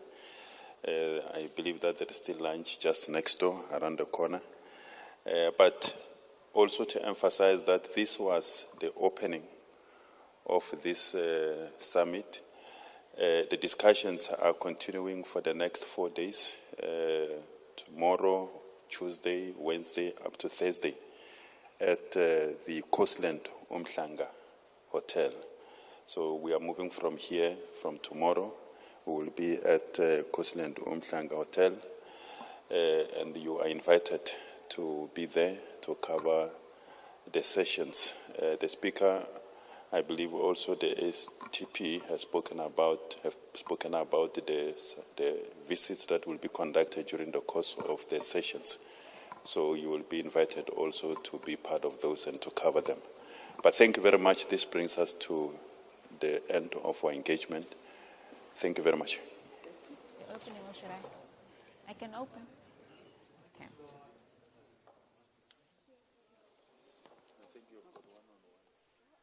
And of course, that brings us to the end of the opening ceremony of the 58th plenary session of the Southern African Development Community Plenary Parliament Forum, which is being held in KZN, Durban, South Africa, from the 30th of November to the 5th of December. And those are some of the delegates just providing us with a brief summary of what is it that we can expect for the next week. And indeed, that was a media briefing by the Speaker of the National Assembly, Ms. Togo Didiza, highlighting 3 objectives. The first one was to confirm the state of preparedness of the Parliament of the Republic of South Africa to host the 58th Plenary Assembly. You would have seen day 1 of those proceedings, and also to outline the key focus areas and expected outcomes of the Assembly. And the third one, to highlight the importance of this year's theme for the region, and which is the impact of climate change on women and youth, and the role of Parliament in the SADC region in mitigating and adaptation. And of course, as delegates exit the briefing, it is important to note that, of course, the stage has been set. And of course, the 58th SADC Parliamentary Forum Plenary has set the stage for robust debate and engagement on issues affecting climate change and the impact thereof on women and youth as per the theme of this year. And of course, you're still watching Parliament TV, and we want you to let us know what the impact of climate change has for you where you live, because it's not just in the regions of the KZN where we are and where the SADC-PF is being held this year, but it's also in other regions within our country where the adverse impact of climate change has affected people, not just in terms of their homes, but in terms of their livelihoods and how they participate in the economy as well. Sekuphathela lolu hlelo siseThekwini eDurban, Durban International Convention Center. Kulapho ke kuhlangene khona amalunga eParliamente eziphuma kwiregion ye-SADC lapho bazoqulunqa imiba esondelelene ne-climate change. Simzwile ke uSpeaker we-National Assembly khuluma khona lapha esoleka ukuthi kungani ukuthi kube sila kwaye yini esilethe la sizokwenzani sila kwaye yini esibhekene nako ukuze sibelane sibhekene nokuthi sikuthole uma sesiceda lolu hlelo ngolwesihlanu. She told also the gathering journalists that South Africa is proud, of course, should be proud to host this biannual event. We know that the first one was hosted in June in Zimbabwe with a particular focus on artificial intelligence. She also emphasized that this gathering is all about strengthening parliamentary democracy, regional integration, and harmonizing laws that drive the development across Southern Africa. We have 15 member states of the SADC region represented here together with African Union and many other relevant bodies in our continent. And of course, this is also a sign that the work of parliaments is not only just within the parliament where you live, and it also extends to the provinces and the local municipalities. And as you heard with the conversations that we've been having here on Parliament TV throughout the day, you've seen how importantly leadership has taken up some of these issues, such as climate change and the adverse effects that it has on you. But also, this is also an indication that it's not only in the provinces, it's not only nationally, but it is within the Southern African region as well, meaning that the leaders that you have chosen, the leaders and representatives that you have chosen during those votes are making sure that your needs are tended to.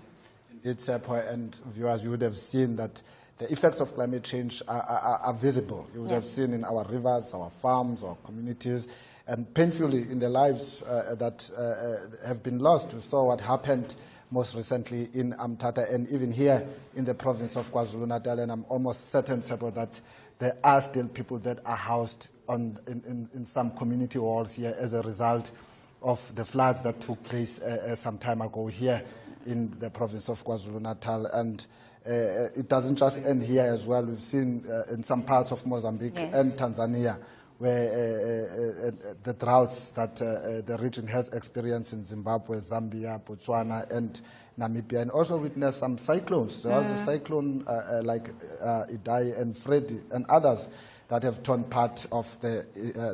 apart infrastructure and some livelihoods. I mean, lives have been lost, and there are still people in some parts of the country and in some parts of the region who I'm almost certain are still looking for their relatives who would have gone missing as a result of the floods and all those that are happening, everything that is happening as a result of climate change. Yes. And of course, Tim Ngosi, I think throughout the conversations that we've had throughout the day, you realize that leaders are saying that this is a wake-up call and that provinces, and not just provinces, but countries as well, should be awake to the fact that climate change is here. I think ahead of time when people did speak about climate change, people didn't really take it seriously because we did not see the adverse impacts, right? And what's happening now is that we are feeling the immediate impact. We're seeing the immediate situation and how it is affecting people's livelihoods. It's affecting people's jobs. And of course, we've said earlier that people have died because of these devastating floods and these natural disasters, right? So I think it's what I've taken away from the conversations that we've had throughout this morning is that leadership has seen the importance importance of ensuring that policies, of ensuring that implementation when it comes to climate change and disaster management is being done and people feel it on the ground, because ultimately people are feeling the effects of climate change. Talking on implementation, I think it's also important that there are mechanisms that they put in place as part of oversight to ensure that whatever decisions that get taken in assemblies like this one do really find their way in the parliaments and somehow down to the committees of those parliaments, and also to the relevant government department, that they are implemented, and that those who are supposed to implement are also held to account when implementation does not take place. And also, the Speaker emphasizing that the real victims of all this climate change is the women, youth, persons living with disabilities, and those vulnerable groups of people from the previously disadvantaged communities. And of course, conversations have been ongoing, and it doesn't only start now with the SADC-PF 58th Assembly Plenary that is happening in South Africa, Durban, KwaZulu-Natal for 2025. Conversations have begun as late as 2022 already, when issues such as climate change and the impact thereof have been discussed and canvassed. And of course, solution-based conversations between the leaders and regional leaders of the SADC countries. Now let's reflect on what happened 3 years ago and what some of those conversations were at the time, and how they're going to filter through in the SADC-PF for 2025. My name is Cedric Frolic. I'm a Member of Parliament and the co-chairperson of the Ad Hoc Committee on Flood and Relief Efforts in the areas affected, KwaZulu-Natal, Eastern Cape, and also the Northwest Province. Today is our second day of our visit. We started in Kwadukuza this morning, and then thereafter we went to do a few site visits of where most of the damage, especially to road infrastructure, took place, where certain roads and bridges were swept away. And then we were especially touched by the conditions surrounding the Tonga water treatment plant that has been completely destroyed. That means that the northern part of eThekwini and part of the province is badly affected, and local communities need to make use of water tankers to get water. What is a great source of concern is the massive impact that the infrastructure had on the livelihoods of people, where people now have to walk very far distances to get water. And the treatment plant was really quite a source of economic activity in the area, and a lot of people relied on it. We are informed that there are a number of households still who are undersupplied by water from these tankers, and that is something that needs to be addressed not only by the city but also by the Department of Water and Sanitation. We ended up in the afternoon receiving a very brief introduction to what the Transnet with the Department of Public Enterprises have done to ensure that the economic activities at the Port of Durban is continuing. And we are also now at a high school where most of its extramural activities have been cancelled due to the sporting fields being completely destroyed. Also, the infrastructure that is used by teams such as change rooms are no longer usable. The swimming pool is completely destroyed, and there's also a number of classrooms. We do notice that the Department of Education in the province have put up 5 to 6 temporary classrooms to ensure that teaching and learning continue. We were very touched this morning by the openness and the frankness of the Premier of KwaZulu-Natal, His Honourable Mr. Sihle Sikalala, on the challenges that the province as a whole face. He didn't shy away from the problems that are there. He gave us a frank account of what the province and municipalities are doing, but he highlighted one issue. One issue is coordination needs to improve. Coordination must improve between the government departments that are active and also the NGOs. Currently, the government is made to be seen as a government that is unable to carry resources. And it can't account, and lots of things have been said. But lots of these NGOs have been given lots of money to assist people. Nothing has been delivered on the ground. I'm told when we got a letter from the U.S. consulate saying they've given the Solidarity Fund. They gave Solidarity Fund 8 million. But we have not heard anything from Solidarity Fund. So I'm mentioning one. But we also hear organizations like your National Lottery saying they are busy working. They will be there, but what they do is not what they promise or they publicize. It's not. And I'm saying so because I've been critical on this point. Now some have begun to send us reports and you begin to see that really what they claim is not what they are delivering. NGOs are apparently receiving donations as in cash and in kind, and there seems not to be good cooperation between the NGOs and also the government departments. But he further shared with us the importance of accelerating the relief from national government. And that is something that the committee will definitely take up very, very seriously, because indeed the province needs additional help.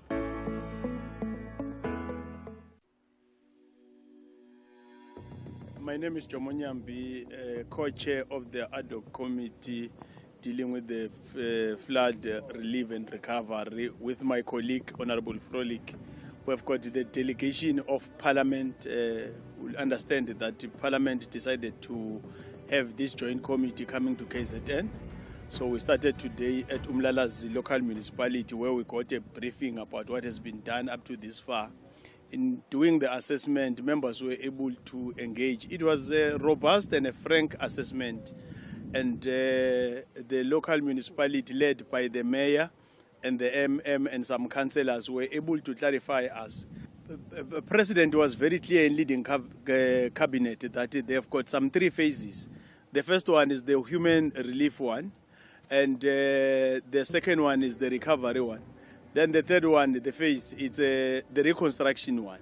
So in coming here, want to see what has been promised and made as presentation. But because our plan of leaving Parliament to come here was to go to the ground so that we have a better sense of the situation. So now we're here to check the programs of the temporary structures that they are building for our people.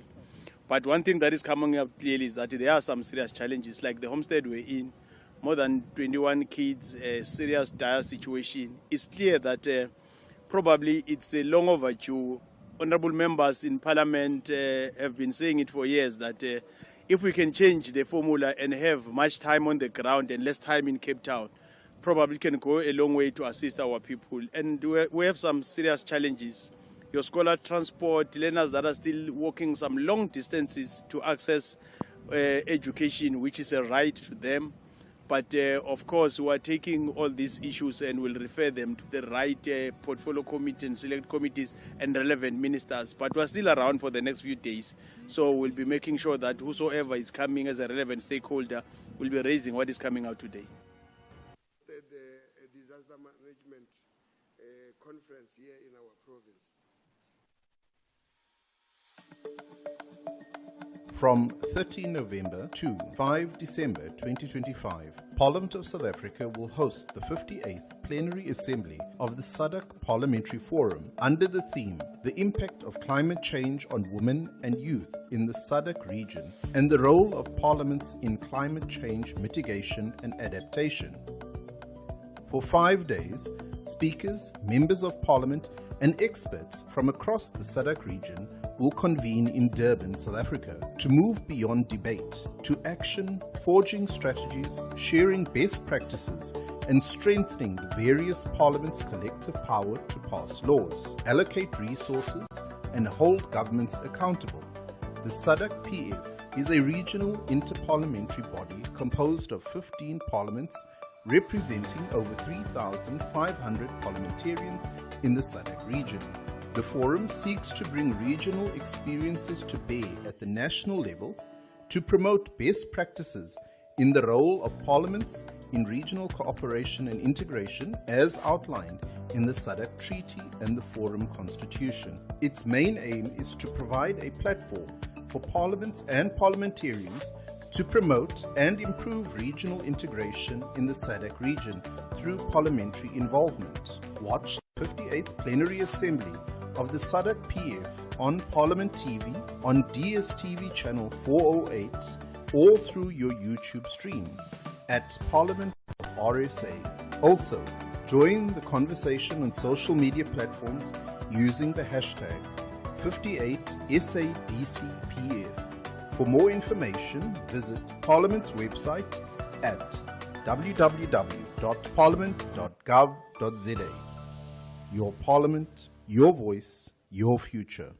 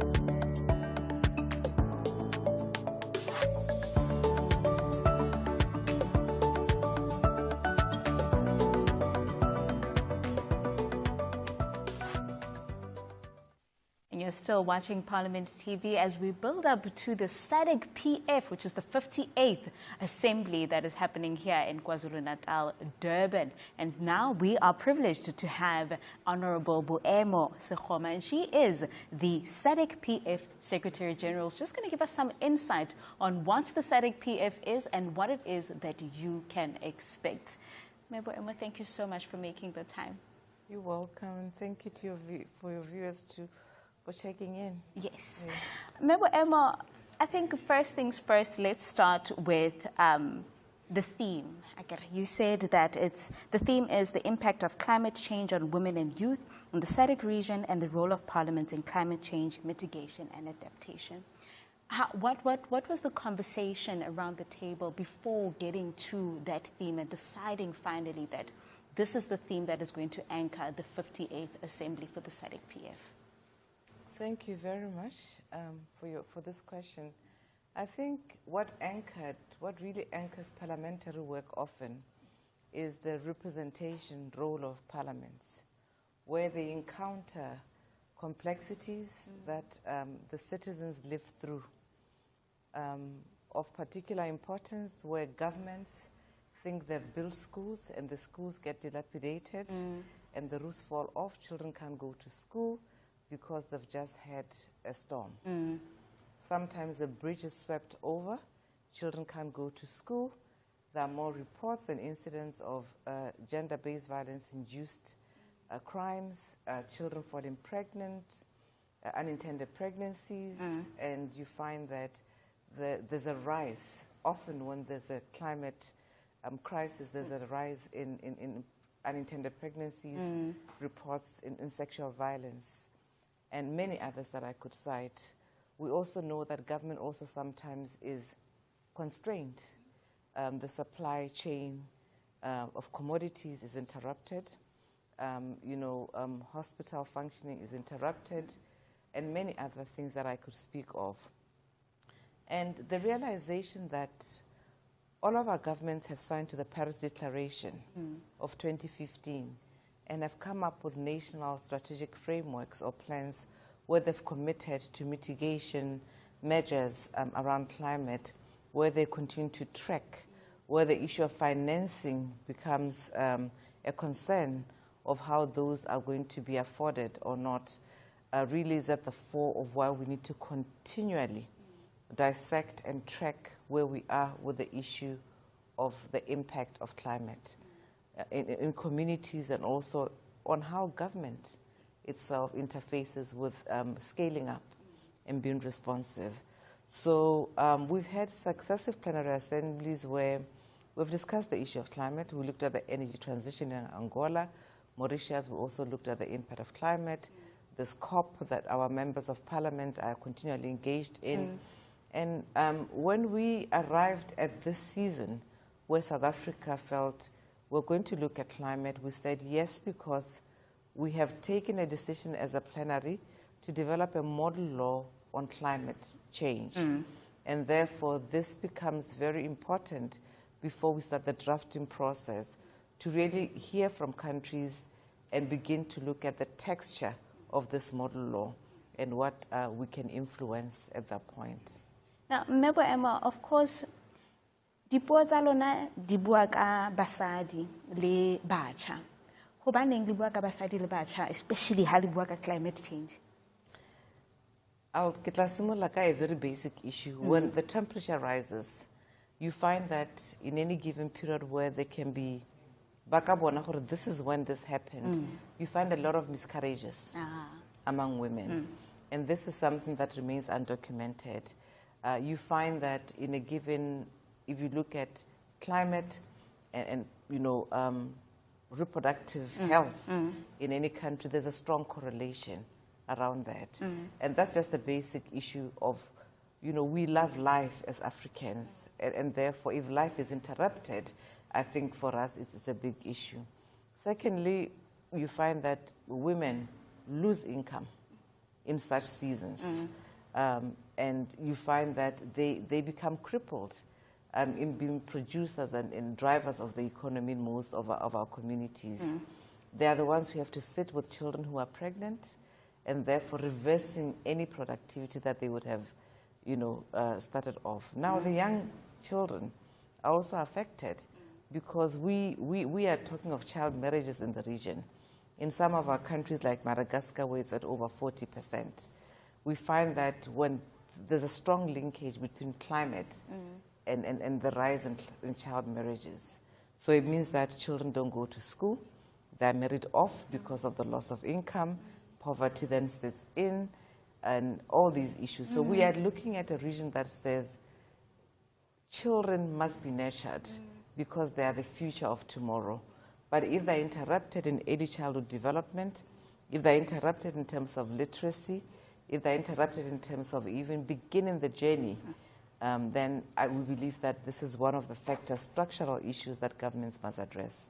You're speaking about something, we were talking offline with the colleagues about how mind-boggling it is that things like child marriages still exist, right? And you're making a linkage between climate change and the prevalence of it, which is something that one would not think of, right? Now, in that regard, Mbwemo, how important is it that government, not just from provinces, but national as well, and of course as the SADC region, involve themselves in policy making, but also ensure that policy needs implementation and that people feel the crisis management, the disaster management and planning on the ground? you can't spend without policy. So policy means the position of government. We can sit here and describe what we've been describing, but if government has not come out full in terms of a policy statement, then there's no guidance for the country. And we focus on Parliament simply because they are mandated through constitutional means and any other to be the ones that look after and pass budgets for our countries. And therefore, if they don't begin to critically look at the emerging issues, the ecosystem within which we are working with and developing within outside climate, then it means that implementation will not happen. It becomes rhetoric at the end of the day.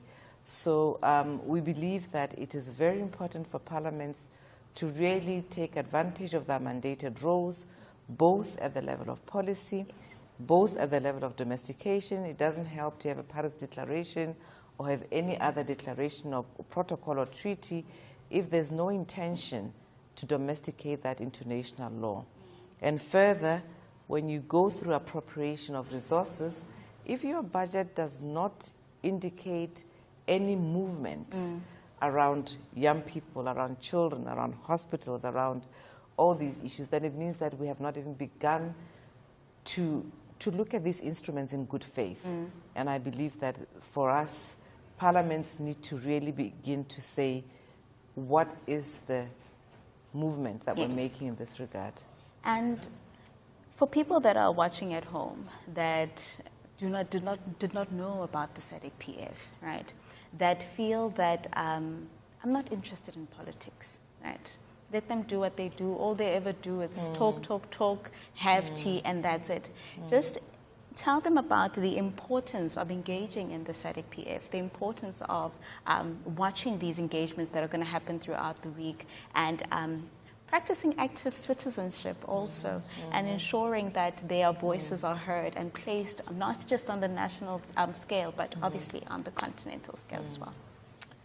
It's very important because SADC is not faceless. SADC has people that you have voted for and ceded your rights to them to be able to do what you wish for as they come into office. And therefore, SADC Parliamentary Forum is an avenue where at the regional level, we really push members beyond what they claim to be sovereign, because they're sovereign parliaments and sometimes, no, South Africa is not ready for this, Angola is not ready for this, Botswana will not do this.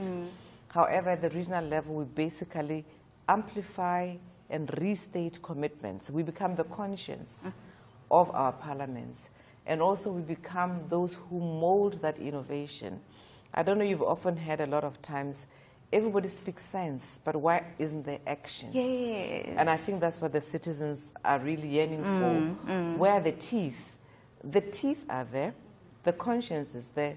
We need the activism from civic societies to be able to identify and say, I've seen that Honorable Tokodi Diza is a member of parliament, Speaker of Parliament, also sits at the SADC Parliamentary Forum, so that whatever it is that we resolve on, they must check if indeed it plays out at the national level. And therefore, if they don't come forward to lend their voice as part of participatory democracy, the nuances around what citizens really need and what technocrats think and what politicians believe to be the case, there will be a disjuncture. And therefore, demanding your rights, and the only language that parliaments understand is that of the vote. If you don't put your foot forward to be visible and be counted, you will never be known for what you really, really are demanding. Yes. Knowing is a different issue. We all live this. We all live the reality. We all have houses that have been swept away by floods. We've all not been able to cross a road because, however, priority of what is demanded by citizens is quite important. And therefore, attend committee sessions. Listen in to evaluate the effectiveness of your member of parliament. Be able to evaluate and influence the agenda. You can't influence the agenda from Facebook or from not knowing. Yeah. However, you find the inroads through the parliamentary forum committees and by extension, the individual members of parliament into those countries. And that is the only way that influence, real influence, can be realized. So basically, look for ways in which you can personify Parliament for the people, by the people. Exactly. Thank you so much for your time. You're welcome, and thank you very much. And of course, that was Honorable Boemo Sogoma, and she is the SADC-PF Secretary General, giving us some insight on what the SADC-PF is, what it does, and why is it that you should be interested, and why you should practice active citizenship and ensure that your voice is heard, not just on the provincial level, not just on the national level, but also on the regional level. Now, you're still watching Parliament TV. Stay tuned.